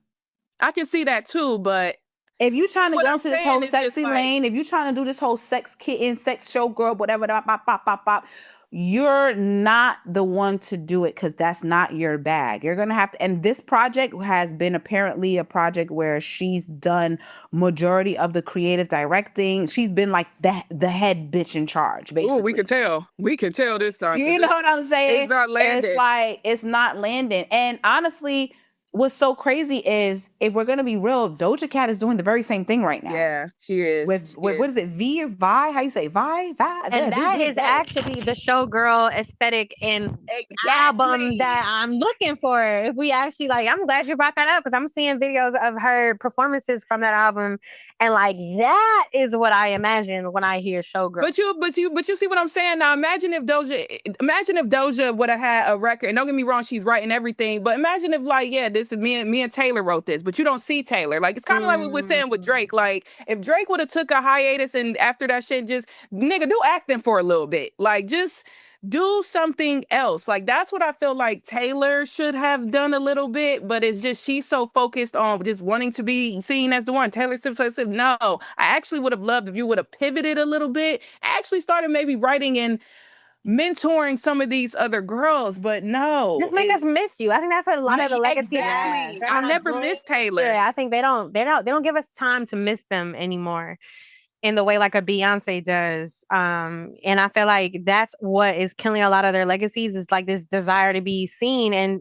when they're doing it, they're not doing it with intention. They're doing it following trends and then kind of just jumping on whatever bandwagon. And that's why it's not landing, because the bandwagon is not your age bracket. That's not your demo. So stop doing the trendy shit. Literally, no, your point. And to that point, sis, that's what's making Emma the Drama and SOS so great, because they waited. Yeah, they gave us little snippets and features, verses every now and then, but like, take some time off. Yeah, like, and build musical. She built the world around. Like, this is stuff that everything in her album is her life. This is what we are experiencing. What she has been dealing with for the last 5 years through the music. Literally. To your point, like, it's literally happening. That's not going on with Taylor. Like, we're not getting no breaks with you at all. Like, it's even in this new slate of you being in love and you know what I'm saying? Like, it's not even connected. And you know it's crazy. I seen some theories that I would personally agree with. This is why I love TikTok so much. Old TikTok was way better. This new government US taking over TikTok is trash. But the theories that I do love on it is that she is also pushing the agenda, the conservative agenda, being a white woman, marrying her white king, having her white pure babies, you know what I'm saying? Being now I don't know if she's a Republican or a Democrat. I don't know her political party, but it when you and the reason why I even bring it up, actually, I think that's gonna be, and like I hear everything you're saying, but she actually was one of the first artists to come out against Trump publicly. yes, but guess what? Guess who your man is? Guess who your man supports? Guess what your man is a part of? Who's the that? most white fucking well NFL. I don't care what nobody says. NFL is probably one of the most racist and functioning sports institution, more than the NBA, in my personal opinion. Oh, absolutely. Them niggas be like, you better get on that field, boy. Like, I am crying. that's how they really be. So for me personally, like, you are now a fiance of Travis Kelce. The nigga done switched up his whole aesthetic to be this fucking MAGA looking ass police officer on the side when he not playing football. And it's like, and the theories that I've gotten is from white women. So that's how I know. Yep. I know for a fact that true. It has to be something, because if white women are coming out and saying this very thing, they clearly know their type and they know their kind. So it has to be true. I'm glad you're talking about that. Yeah, no, I'm glad you mentioned that, because it is. A lot of the stuff I'm seeing, that housewife agenda, like, get the fuck out of here, bitch. They trying to get us to be the Handmaid's Tale. Yeah, then you on here talking, I heard C on here talking about some, I'm not a bad bitch, I'm not a savage. Who you talking about? Who you talking about? Who? When I heard that line, I first immediately I said, wait, are you trying to throw shots at Beyonce? Or his previous girl, or black women in general? Like, what's going on here? Because I immediately went to Beyonce, because you know the whole Savage remix that she got on. Yeah, I'm a savage, bad bitch, classic. But it's like, but then again, I did see theories on that too about you low key throwing shots at, of course, black women, because majority of his exes were black women, and just to lastly, I would say she is not an upgrade to him. No, she's an upgrade to him financially. She's not an upgrade to him. Wait, am I saying it right? No. He's not following you. He's not an upgrade to her. Yes, basically, like, she's not an upgrade for him, basically. Only financially. Like, in the looks wise, look, I'm saying it right. In the look department, she's not technically an upgrade, because everyone else that he's dated was better than her. Yeah. However, he's an upgrade for her physically, because her exes look like fucking ghouls and goblins. Yep. Besides Calvin Harris. But everyone else was like, I can't believe she got Calvin Harris. I can't believe, but I'm glad he's free. That's a fine white man. That's a fine white man. That's a cool. See who he with now. Okay. But when he was in his black era, was a fine white man. And now I don't know who he doing with that for. He looked like the racist neighbor that got kids in the basement. No, for real. And to be honest, and I'm be straightforward too. I'm gonna be honest. It's gonna be interesting to see how this lasts, whatever, because like you said, that's a financial play. At the end of the day, you like sisters, and that's all I'm gonna say. It's a financial and a political sisters, play, nigga. Like, oh, let me stop, because you ain't no nigga. We talked about that. We don't do that. Yeah, we don't do that, because I damn sure don't. They was never my niggas at all. Not like us, no pun intended, because that's her. All point. But yeah, I thought that was interesting. Like, seeing the pivot once he started dating her. Like, what the fuck? The pivot is so funny. Oh my God. Like, his image is very, like, off-putting. Like, very off-putting. Like, especially, like, he had that Hitler beard. Like, sir, what are we doing? But, yeah. More power to them. Shout out to Kayla Nicole. I'm crying. Shout out to her. Okay? No, it's true, though, because I did not like the fact that regardless, he is a part of her history, and they've been together for some time. So if she so happens to talk about him, it should be okay. He's a part of her life. And I just don't like the fact that everyone tries to attack this Black woman because of his dating history. Like, get the fuck out of here. That's the point. That's when I'll be like, nah, you get out of here. Get out of here right now. Fucking But that's what makes me look at her again, like, you old white bitch. Like, the fact that you on songs talking about, so I'm not a bad bitch and I'm not a savage. Don't get me wrong. Like, I don't know the Kelsey X like that but at the end of the day, I'm a Black girl. I'm a Black girl. I'm not a white girl. So and why are you beefing with Charlie XCX? That's crazy. Like, right, like, let's get into it. We happy in white people news. I don't even know the music like that. But the white bitches is fighting. On to the next topic. Bryson Tiller. Let's get into the album Solace. How y'all feeling about it? Oh, girl, I have not listened to it. I love, as a Bryson Tiller, fanatic. I'm not gonna say stan. I'm gonna say fanatic because I love me some Bryson. I am going to be on that Mount Rushmore. Like what the kids say, like that's the hill I'm dying on. I'm dying on that hill. That Bryson Tiller, one of them ones. And I'm actually happy that we got the first project first because I feel like that was like him showcasing and displaying, like, look, y'all know I still love to be on my trap shit, whatever. But at the core of things, this is the 10-year anniversary of Trap Soul. Let me remind y'all why y'all fell in love with me in the first place, because he did. I love it. My R&B chief R&B girl, I have to tell you, this is an R&B project to me. This is yearning. Like, this is yearning. This is a man taking accountability, because I have been very curious about what's going on in Bryson Tiller love life, because I feel like at one point him and Shorty was kind of public, but then it kind of like after the second baby they had together, it did kind of, seem to go quiet. So when he was, like making songs about, feeling down or whatever, I was literally thinking like, nigga, what did you do? Like when the first project came out. So to hear it on this project, like what actually was going down and where he is mentally, spiritually, as it pertains to love and relationships, I ain't gonna lie, I shed a little tear because I was like, wow, a yearner, they still exist. Like, you don't have on a mask right now. You're actually telling the truth. Because I feel like the first project, he kind of had on a mask. Like, he was doing this Mel Bravado thing. You know what I'm saying? Like, I don't give a fuck. Like, yes, I did this. But this part of the album is actually like, I want my baby back. Like, please, don't leave me, please. Like, if you lost a nigga, you gotta hold that L. Fuck out of here. I'm tired of you niggas and y'all toxic bullshit. Anyway. Unless you're Keith Powers, but continue.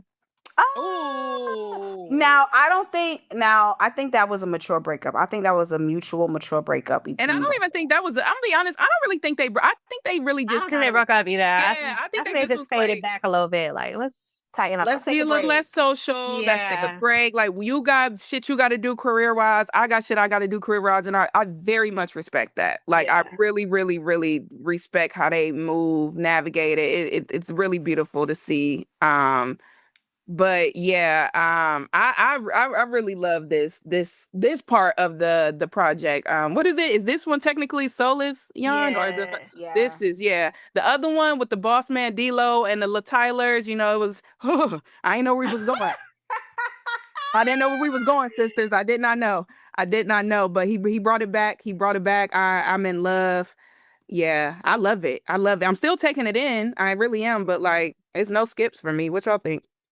I'm gonna be honest. I do love this. I'm almost right there. I do love the album. I don't necessarily agree with you on it being an R&B album. Still, I think in going through it, there was a lot more hip hop than there was R&B, and I'm saying more so like squarely R&B, where he's like singing through the whole song. For example, like the lead single, "I Need Her," that is an R&B record.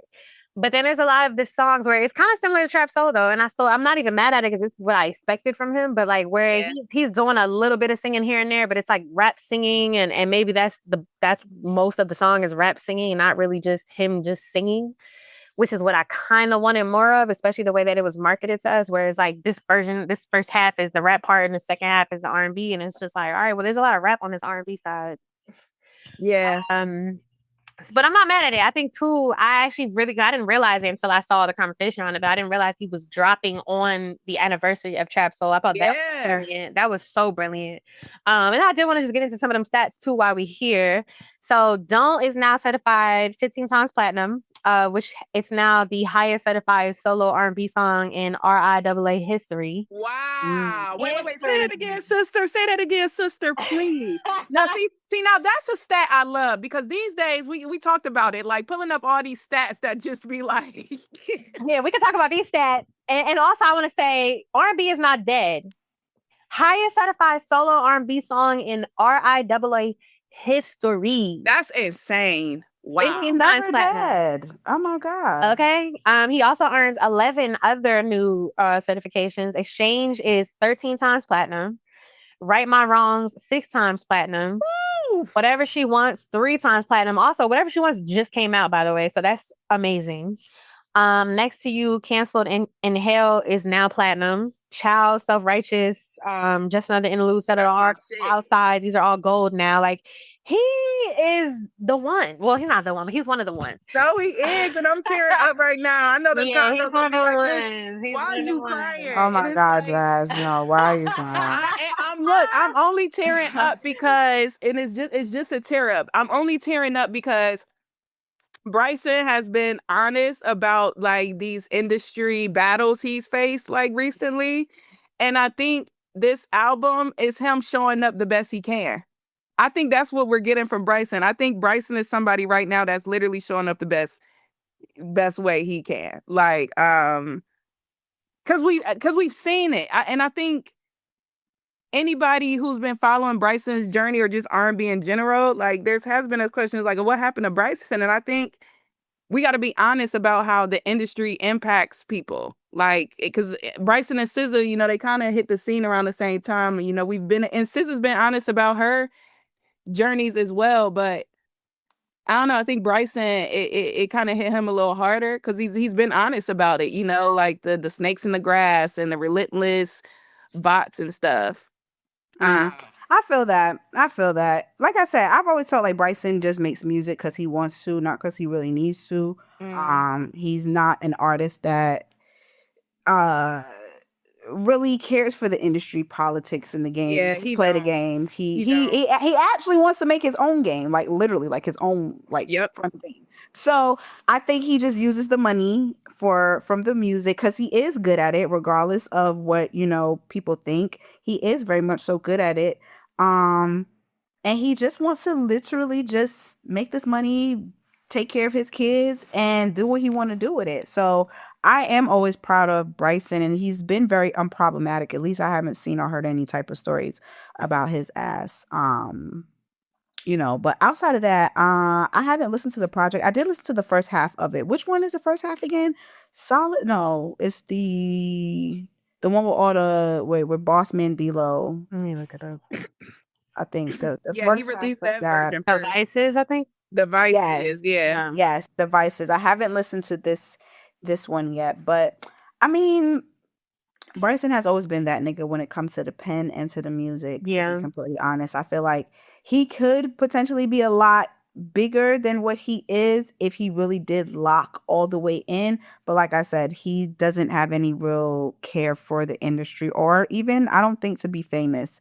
To be honest, I think he's just one of those artists that are just lucky enough to do what he loves to do and just grateful for it. So shout out to him, So, and he liked to trick. I heard, hey, Bryce, Ryan, I'm crying. I know you like the model types or whatever, but I will say though, I did enjoy the album as much as I wanted it to be a little bit more R&B. I do think it's a great album. I think like one thing I always loved about Bryson is, for me, like I always appreciate the niggas who make music for the women. And one thing about a Bryson Tiller album is always gonna make you want to be around a fly nigga who is doing shit for you, kissing on you, riding, all the things. Like, that's what his music gives for me. Yes. I agree. It's the good tricking music. It's like, do not tricking just because, you know what I'm saying? You tricking because you like me for real. Right. Like, Yes. You want to put my toes in your mouth type of thing. And that's what I love about Bryson, because if we being so for real, there is no other nigga that, in my opinion, in the R&B space that makes music cater to the women that well, where it's like you hear any song and it's like, ugh, Why am I I looking like understand, He's and cute he's than handsome this? He too. is. Handsome, Yeah. and he a Capricorn. You know, I can't speak Oh, on you Capricorn. damn, that's crazy. Maybe that's why. He is. He like 2 days before me, I think, or a day. Okay, Capricorn man. You know, Capricorns, one thing about us, we are lovers. We Okay. really are. When I love that. we loyal. That's the other thing about us. We loyal with our love. So we love hard. Real hard. Real horde. But yeah, shout out to Bryson Tiller breaking records and making legacy impact with his music. Cause that nigga, he love deserves that. it. One of one. He definitely No, he really does. soundtrack. Yeah, like he soundtrack my college, my like freshman, sophomore, junior year. Like that was trap soul for me. Every time I think like I Yes. listen to his voice, I just think of college every single time. So I'm always gonna be a diehard fan. He is embedded in that SoundCloud era for sure. Mhm. He really is. I listen to you every day, Bryson. Sorry. I mean, if you want to come to an episode with us. Oh my gosh, but what else we got on the docket real quick? I guess we can give some. Did you guys hear about Culture Con happening this weekend? Yeah.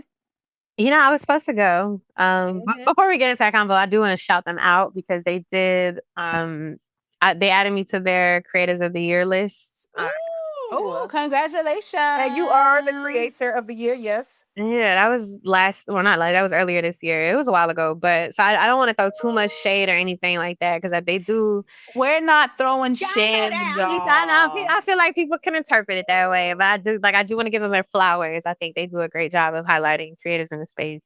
But I think there was a conversation that I saw circulating around CultureCon in that these conferences are no longer for the people, rather they are for financial gain. And photo ops. Yeah. I agree. To a certain degree. Well, let me just start by saying yes. Love to all of these things that entities and things of this, this nature that they produce or whoever produces these type of events for the people. At first, it is always about the people at first, but unfortunately, sometimes along the way, the plot kind of gets a little lost when the popularity kind of grows, if that makes sense, so it starts to become more catering to the, I guess, influencer lifestyle versus the actual intention. I'm not saying like Culture Con has done this because I haven't been at it, but it's always the same conversations when it comes to a festival of this nature. And I mean, conference festival, whatever you want to call it. But, even Essence Fest had their own personal qualms. Even seen something about Afrotech and even Invest Fest as well, too, where, like you said, Jan, the conversation has become more about these places filling the pockets of the people that throw it. And basically it's like, a big ass meet and greet for your faves basically, versus you getting some information. Now, for me, I always say, like, if you go anywhere, you have to seek the information that you're looking for. You know what I'm saying? Like, they have different programs, different things of that nature. Like, you have to actually do that part of the work. But should it be easily accessible? Yes. Should it be programmed in that way? Absolutely. So I don't know what happened actually at CultureCon besides what I've seen online, where there are mixed reviews of people having a good time, but it looks like it becomes more of like a fashion photo op and a influencer meet and greet than it is people actually receiving some information without being sold something, if that makes sense. Yeah. I don't know. I guess I have mixed feelings about that because I feel like understanding that brand and their platform throughout the year, they offer a lot more intimate programming. That you like. I'm just saying in general, not with them specifically. Well, speaking to them, so like, because that was a lot of the critique was about them. So like they do a lot of programming throughout the year, like they do like a weekly e-blast where they're kind of doing that full out breakdown of resources and jobs and things you could do to link them and meet different people that are involved in their company and just all the different things.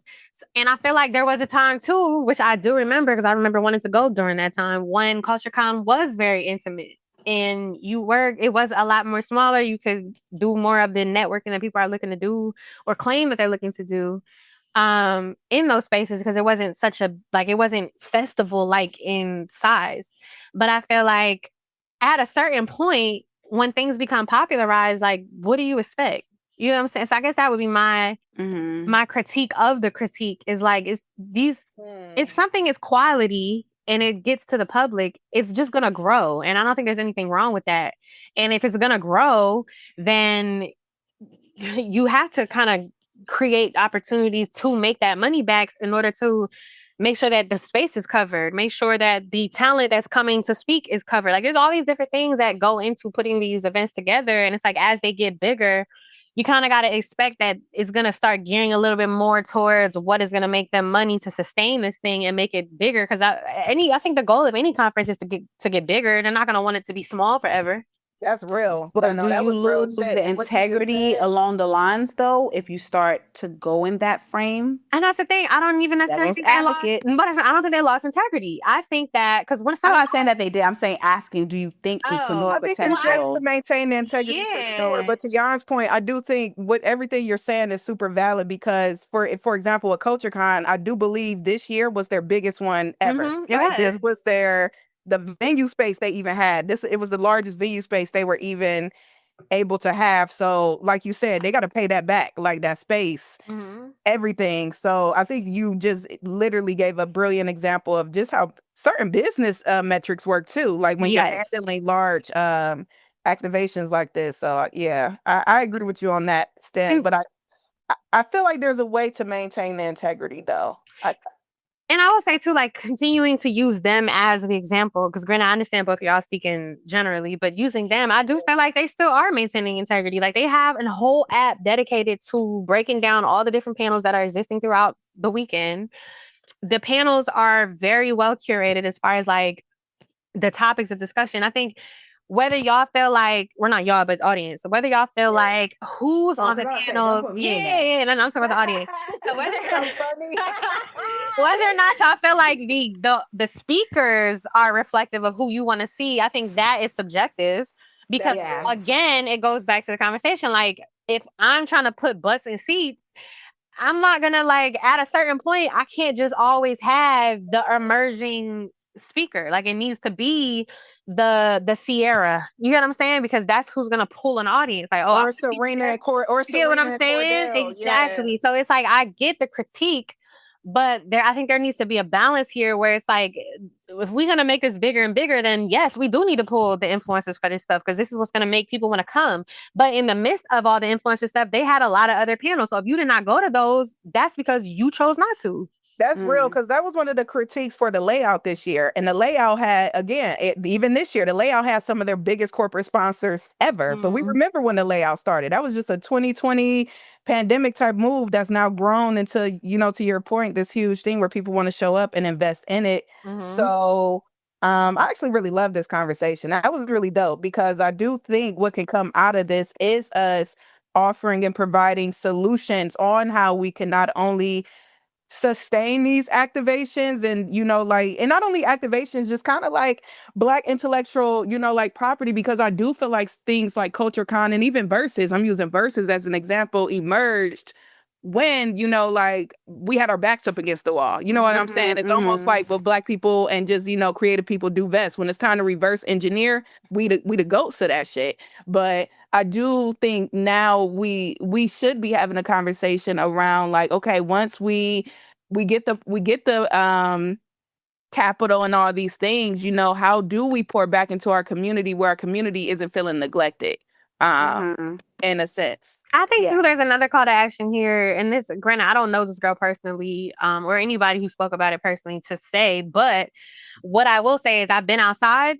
And I think we also really need to like check ourselves sometimes in this conversation when we're talking about, oh, this was an opportunity to network. Like, did you try to network across, or were you trying to talk to the Sierra in the room and you wouldn't get an opportunity to? Now it's like, oh, this wasn't a good networking event. Like, okay, well, you didn't talk to your peers that were in line. You talked to you trying to talk to who was ever on the panel and you didn't get a chance to. That doesn't mean the event was bad. That means you didn't use it to your advantage. Right. Which is the upside, which is very important to that you even mentioned that, which is the upside. That's what I said. I think I had mentioned something like that before. It's like, yes, these panels are here, but you have to do the work. Like, people have to stop expecting just anything to just be given to you. Like, it's like if I created a freaking environment for women DJs to come and thrive.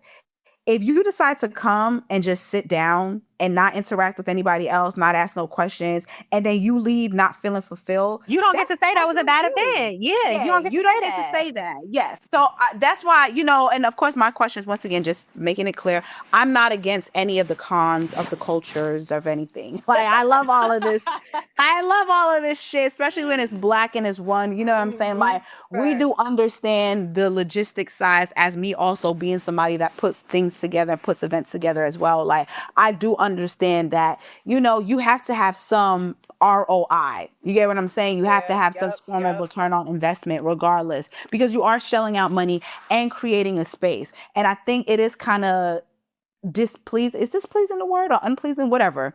It's distasteful more so when people who have not put up anything complain about shit that they are attending. Now, granted, you may have paid for a ticket, but your ticket was the entryway for you to create those opportunities. I never said I was going to create the opportunities for you. I just made the pathway and it more accessible to you. So you can walk up to this platform here. You can walk up to this person. And I love the point that you made too about you want to rather network with Sierra than to network with the person right next to you that is also on the same frequency, same wavelength, trying to do the same thing you doing. And that's always been a problem with society, is like, y'all see the people who are already up there, and instead of trying to work with the people that are literally right next to you, like Issa Rae said, network across, not above, is like you all forget that concept and you want to be immediately right where you see the panelists who are booked to speak there. You want to be there instead of taking the steps to get there. Like, having a conversation with the person who's on that panel can be life-changing depending on what you take from it. The same way having a conversation with the person who's in the audience with you can also be life-changing. It's just about perspective and what you take. Literally, because that person in the audience and or in the line beside you, you probably don't even know is the director of marketing at whatever company you want to be. You really don't even be knowing. You know what I'm saying? It could be such and such publicist on the panel, and now you have their contact, and you could reach out to them separately outside the event. Like, you just don't know. Yep. You just don't know. That's a fact. That's a fact. So I guess it's just to say, stop complaining, bitch ass niggas and bitch ass bitches. Go to the shit, pay your money, pay your dues, motherfucking put that work in and stop complaining. And if it's not beneficial to you, then maybe there's something that you could do different for yourself instead of complaining about what you didn't receive. Because I make anything out of anything out of nothing. So you can do it too, ho. Anyways, y'all, I guess just really quick to give the people little updates before we get into our set list. We can definitely congratulate, I guess, Metro Boomin for not being found guilty on his rape lawsuit. A federal judge found him to not be liable on Thursday in his civil rape case, nearly a year after his accuser filed her initial lawsuit in October of 2024. So, I mean, the shakedown didn't get shaken, you know. It did not, but I want to also. I still be having little side eyes, because when you come out with something like that, I'm not all the way like, okay. Yeah, I'm glad you said that, because that was my whole thing. It's like, he might not have been found liable. That don't mean nothing. So shout out to you, boss. So stop being weird, because it's a reason why this came up. Something you do it too much.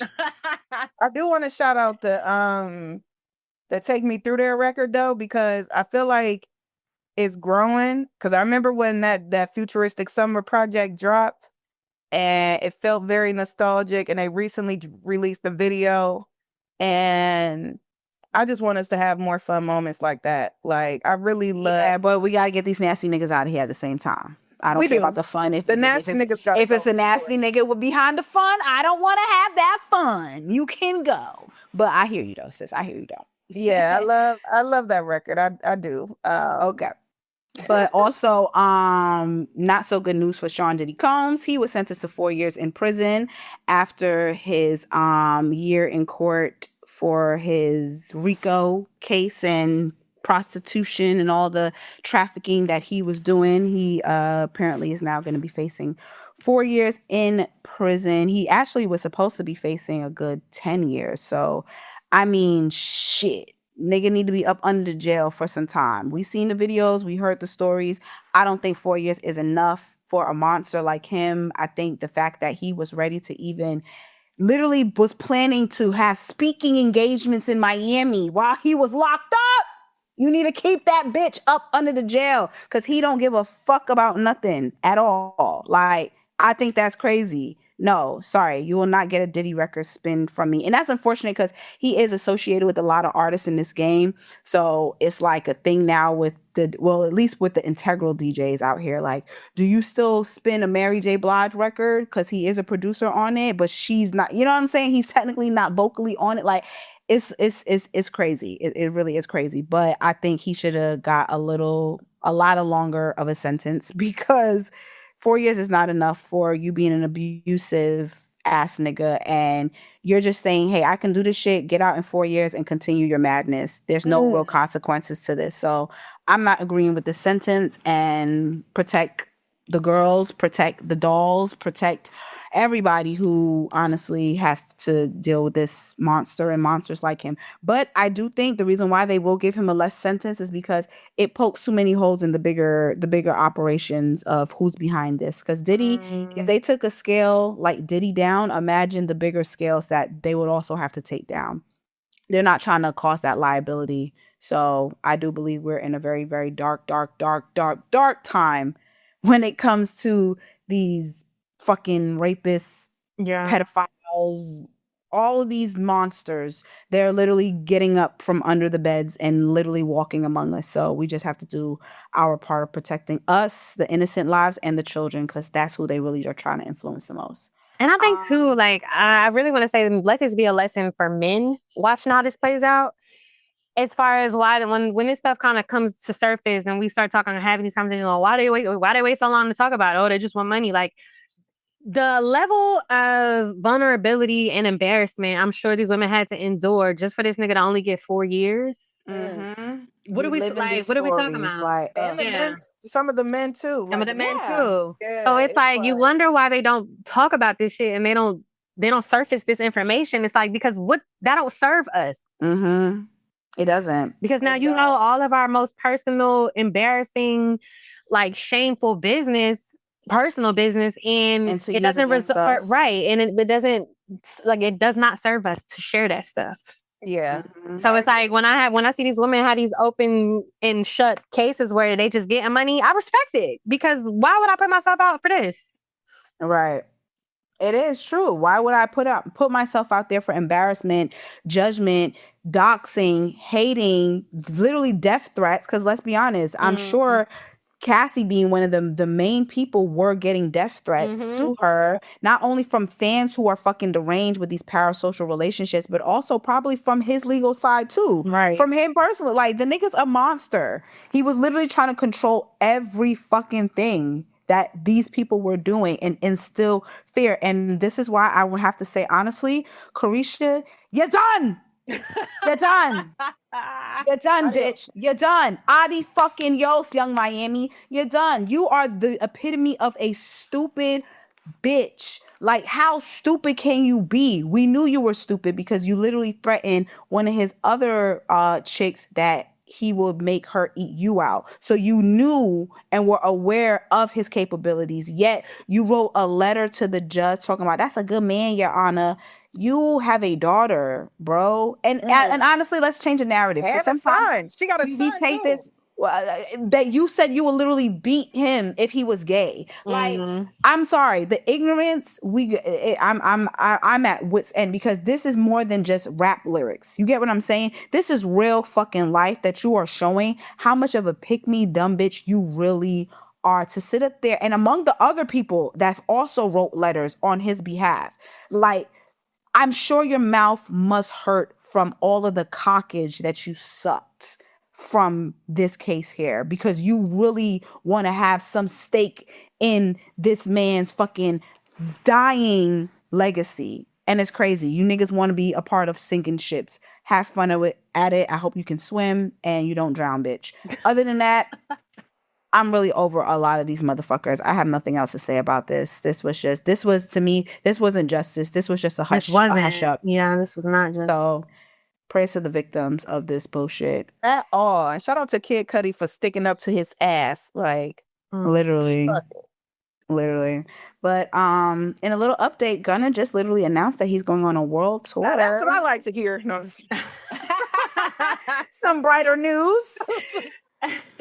Okay, shout out to the big Warner. He's calling it the One World Tour. Now, this is what you do when you get caught up in some shit. You change your life, man. This is what you do. This is an example. This is why Jeffrey can't take him right now, because he absolutely changed his life. He said, I'm not going to go and be in the fucking dungeon with the ogres with you all. I'm going to change my life and I'm going to do right. I'm going to get facials. I'm going to work out. I'm going to actually drink water, eat my veggies, and this is what happens. And now he has the winning side, of course, because he's a winner. Dun-dun-dun. Anyway, so the One World Tour is happening starting November 17th into the 2026 year. He's doing a world tour, so he's going to be hitting Africa, which is, his second home since he's been doing a lot of features with African artists, which is going to be great. I'm sure he's probably going to get you your Burna Boy, Wizkid, Asake and them that he featured on the project to come out, which was, I said, a smart move that he was making with the music anyway. So shout out to Gunna for literally showing us what it's like to change your life for the better. That's Absolutely. a real one. I love Gunna right now. The album gets better every listen. Every listen. It really does. The albums, when your ops hate you, they just sound so much better. I'm not gonna lie. All of this Cardi album been going crazy since she been showing us she the drama. I said, well, bitch, you really are. You are the drama. No, seriously. And let's talk about how, at this point, the marketing is marketing itself. Listen, she's saving money. They didn't have. She saved so much money on her actual marketing because she was doing the marketing herself. She wasn't paying people to do shit. She wasn't having besides the digital marketing, she was literally outside in the streets marketing herself. And all of this drama, self-promotion. So Nicki, JT, y'all gotta do better, man. You really gave this girl what you didn't want her to have, which is attention. Come on, think better. Okay. And because she's such a cultural just magnet, no pun intended. Woke up in a silly the attention she attracts around the album and her lyrics only amplifies the album even more. It does. When you got Tia Kemp, shout out to Auntie, literally going around saying why she loves Cardi, and you got all these different publication reference, Netflix or DoorDash jumping in with tweets. It just creates, again, more just amazing drama, and I love it. Shout out to the aunties too, because my mother also really loves Magnet. It's so funny. The aunties love that record. The auntie OGs that got us hip to the Trina and Eve of the world. That's how I know Cardi is really in her rapping bag. They love that shit. The aunties, the 45 and up, they love Magnet. And it's so funny watching them react to it. It's hilarious. I love Speaking of, I'm pretty sure Tony Braxton shared Cardi's. Yes. Oh, yeah. It was Magnet. Speaking of. So shout out to Tony Braxton. No, literally. That's the one. Yo, I cannot. This is amazing. This is amazing. I love that. I love that. Come on. I just love that the OGs are jumping on her side. Bitch, as they should. Okay. As they should. And this, like I said, like we said earlier, this is no disrespect to anybody, but facts are facts and opinions are opinions, and you look crazy. You supposed to be literally put up. You're not supposed to be with that nigga. You're supposed to be with a way better nigga. You're supposed to have a life that you literally have to cry about living. You get what I'm saying? I don't think you're living that life currently, because if you was, you would not be trying to attack this girl who's having her own personal success. A queen never leaves her throne to dibble and dabble with peasants, and you're showing us that you're not having queen-like behavior, and that's your fault. That's your fault. And that on that. Anyways, period. Now, moving along to our favorite segment of the podcast. The set list, y'all. Each and every week, we drop our famous set list, giving you guys insight to what we have been reading, listening to, where we've been at, the restaurants, the food we've been trying. You know what I'm saying? The new sex positions we got popping. Like, whatever it is, that's not my life yet, but whatever it is, we've been doing it, okay? And you know one thing about it, I never go first. So, Ladies. who wants to get their set list?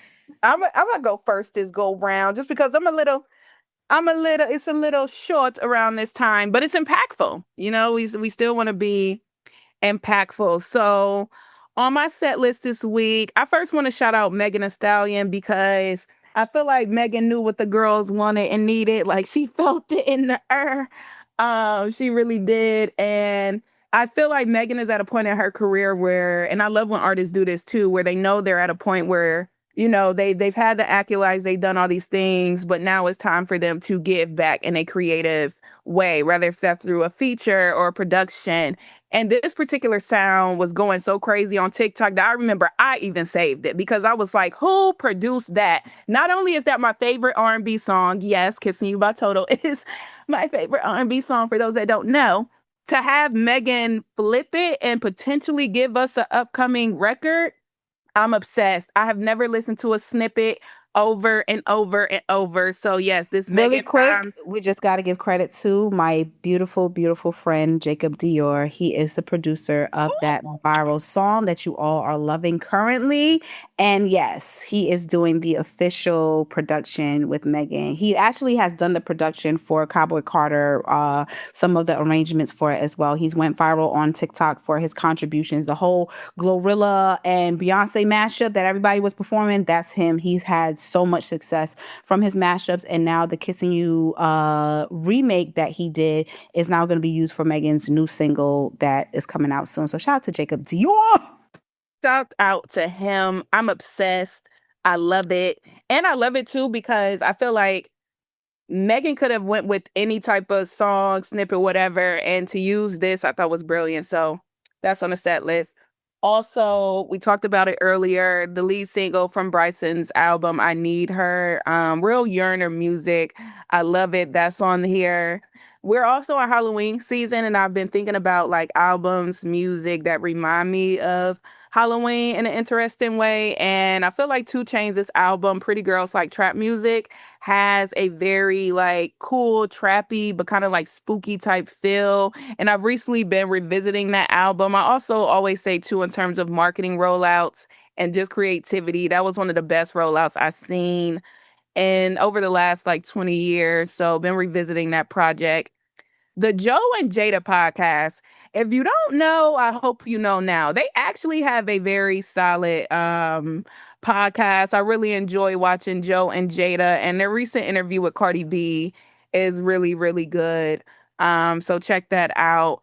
I think I said last time Reasonable Doubt season 2, and I want to correct myself. It's actually season 3. This last season that they have running right now is honestly so good that it's blowing the first 2 seasons out of the water, and they're only in episode 4. So that should give you an idea. If you didn't start watching it, you should. And shout out to everyone on their soundtrack and syncing team because it's one of one. I'm not sure what's going on with Angel Reese and Juicy Couture, but there might be something possibly happening. I've seen some snippets, so I want to shout them out. And then lastly on my set list, the Real Housewives of Potomac. Monique is coming back, which is the only reason why I'm shouting it out for people to watch season 10, because I'm actually am a fan of Monique and I'm going to start watching Potomac because Monique is back. And that's my set list for this week, y'all. Again, short but impactful, you know. That's what I got. That's what I got. I'm gonna give you all that I got. Okay. I guess I could go next because we're gonna save it for the big homie Yarn because she's an R&B chief head of R&B over there, so I know she got a whole list of what she got coming up. But Olivia Dean, man, let me tell you something. That when you press play on a song and immediately it's a smash fucking hit, classic. I'm talking about VH1 top 100 songs of the decade. literally like absolutely love this song. I've heard it so many times, but I never ever really like sat. You know, like when that happens when you hear a song so many times, but you never really listen to it until one day you finally listen to it and you're like, yo, what the fuck?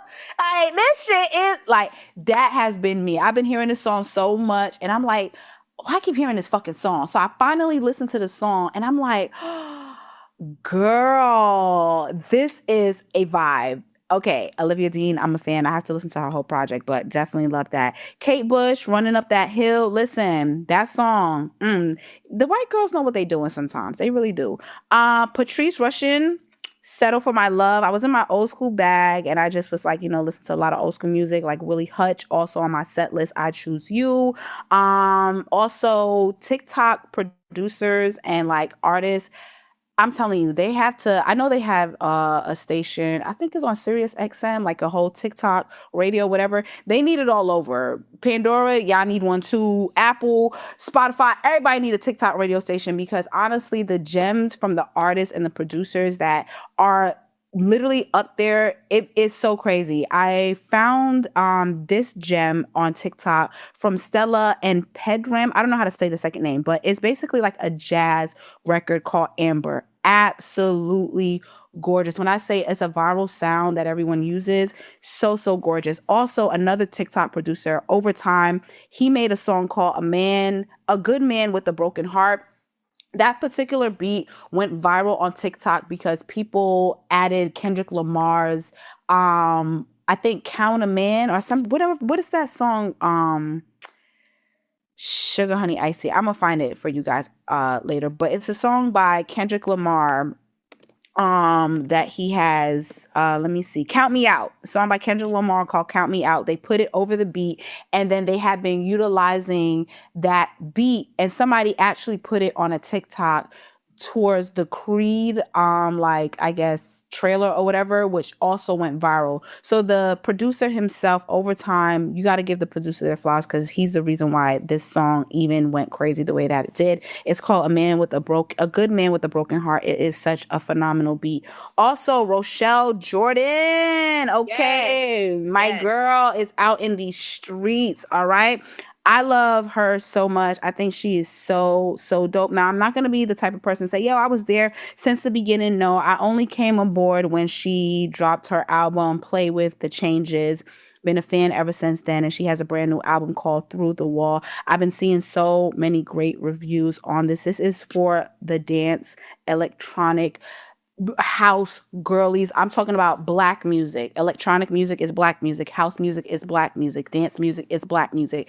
Reclaiming our things and taking our time. Rochelle Jordan is absolutely phenomenal as just an artist. I would love to see her live, personally speaking. So that's definitely on my bucket list to experience her vibes live. As far as music, that's all really. I also want to give my flowers to Raven Lene. I believe she submitted some songs for her Grammy nominations, and I just want to say I hope she does get at least some more nominations. I think she's absolutely phenomenal, and her career trajectory of how it's just blown up over the last year or so, just from people utilizing her sound on TikTok. Got to give TikTok its credit. It really does give people either a first wind or a second wind or a third wind. Who knows? But she's getting her flowers right now, and I'm super happy for her. So shout out to Raven Lene. And last but not least, I'm going to have to include the Telfar and Timberland collaboration. I've been seeing the boots. I'm not gonna lie. I love their little their plastic bag that they have recently produced, and I love this collaboration with Timberlands. Now, as a born and raised New Yorker, everybody knows Timbs. We don't even call them what the people call them, buffs, or what. We don't even call them one of them other shit y'all other places be calling them. They are called Timbs. Okay. All right. Thank you. Timberlands. Okay. Constructs, if you will. All right. And I love a good collaboration. It is very giving the Timberland a facelift of fashion meets street, which I absolutely love. And I also do love the Louis Vuitton Timberlands that Pharrell did make. It's not in my budget, but hopefully somebody listens to this and can just gift it for me. Thank you very much. I wear a size 5 in boys. Other than that, I love it. And I can't wait to get a pair. I'm finna hit these bitches up right now. Be like, hey, send me a pair. You already know the vibes. Anyways, that's my set list, y'all. I love it. I love that you mentioned the Tim's collab because when I seen it, I thought it was genius when I got the email, and it kind of took me back to what we was talking about last time, like that era of the tall Tims, the baby fat jackets, all of that. Like I love that Tim's collab, and yeah, I'm here for it. That was a beautiful set list, sister. I also love that Megan was the first one to launch them online. Hello. There was in her little October photo set of pumpkin photos. She had them on. I was like, she would. I was like, she hit them up. I was like, whoever her because I'm like, I just got the email yesterday, girl. Like, but on my set list this week, it's funny. I love how like our set lists all kind of tie together. So tying mine to Milan's, Elle literally like 2 hours ago just premiered their episode of their new show called Three Generations. And essentially is a conversation between three artists of different generations. And this first one is with Mariah Carey, Kelly Rowland, and Raven Lenae. And they're discussing the impact and legacy of R&B. So check that out if you haven't already. Tying my set list to Jasmine's on my set list is the True Religion Anniversary Edition vinyl. It was a mixtape that we talked about this in the past. It kind of soundtracked my freshman year in Fayetteville. And that's out on Black Friday for purchase. The cover for that shit is so fire. Like, I don't give a fuck if it's new music or not. I just need that vinyl. The vinyl itself is beautiful. The cover is beautiful. Like I need it. I'm a super diehard Titty Boy fan. So shout out to him on that. 15-year anniversary next year. More music on my set list. Jadon, he has a new single called Caviar. I truly believe that Jadon is going to carry the torch for the R&B boys in this like next run of like who's gonna take Chris Brown's place as like the R&B nigga that could sing, dance, perform, all of that. Jadon is fantastic. And he is Usher's artist. So if you haven't heard that single, check that out. It's an acoustic single. He's really singing his ass off on there. I did not know he was Usher's artist. Yes. Wow. That's his artist. Perfect torch pass in there because he even low-key sounds like him a little bit on some hit songs. Yeah, that record is great. Yeah. Leanne La Havas. So Leanne La Havas is like my R&B queen. Her self-titled album I want to say it was 5 years ago. I think it might have been 6 years ago, but that's probably like one of the best albums I've ever heard in R&B, and it's one that I have in consistent rotation. But she has finally returned. Speaking of people taking breaks, I love that she took so long to release, and she's back with a new single called Disarray. And I'm just gonna assume that means there's new music on the horizon, and I hope there is because I would love to hear where she's at in her life since the release of her self-titled album. Odomodu Black he has an album out today actually called Industry Machine. I implore you guys to check out our interview on the Mecca on Pandora, which drops this Friday. We'll also be giving him a billboard. Shout out to Odomodu Black. Jamin he just came out with a new single called Something Real. He's been kind of teasing that single for about 3-4 months now, and everybody been looking for it. So that's finally out. Shout out to my boy Chasing Cash. I believe that's his artist. It might be his producer. I'm not sure what their tie is there, but that's somebody that he's been pushing really heavily. So shout out to them. The artist, my homegirl it's not a brand new single, but it's been in rotation recently. It has a single called 5 Star that I really, really enjoy. Say Cool has a new single called Never Gonna Give You Up. And I'm bringing this up because the video in particular, I love the song, but the video is really, really fucking good.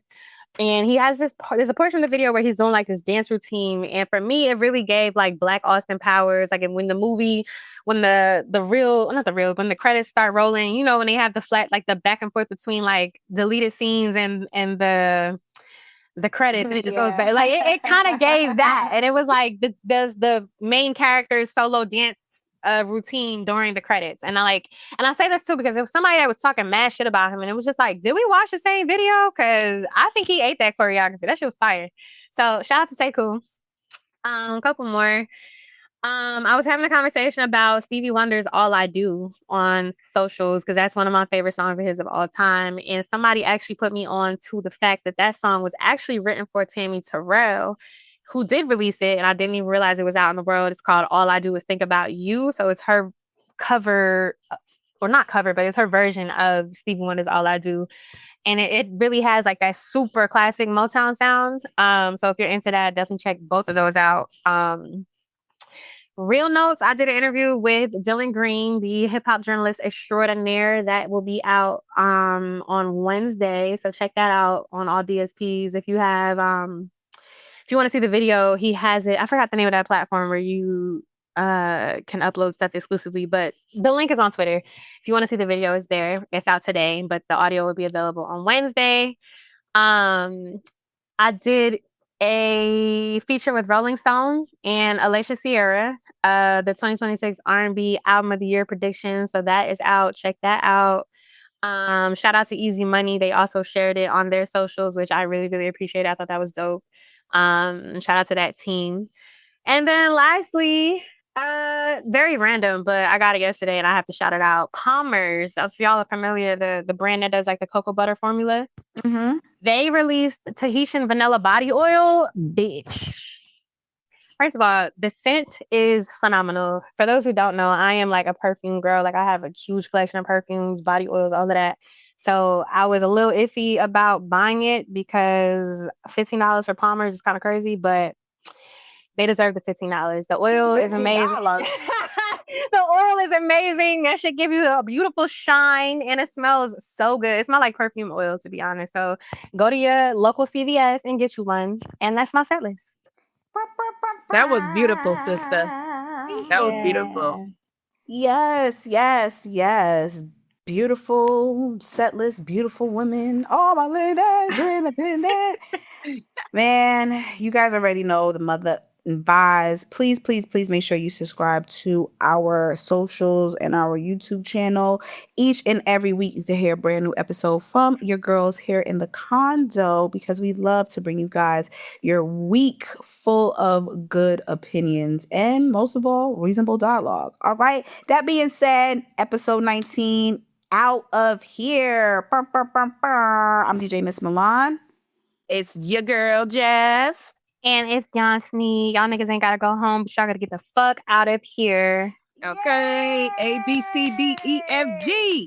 Get out of here. ASAP.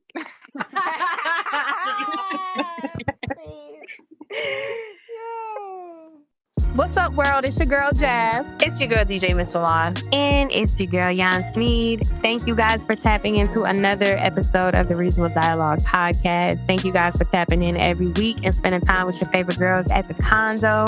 We really, really appreciate the love you guys pour into us. And if you're rocking with the conversations, make sure you follow us on all socials. We are on Twitter, Instagram, and YouTube at Reasonable Dialogue. And be sure to rate, subscribe, comment, like, tell a friend to tell a friend, and be sure to stay reasonable.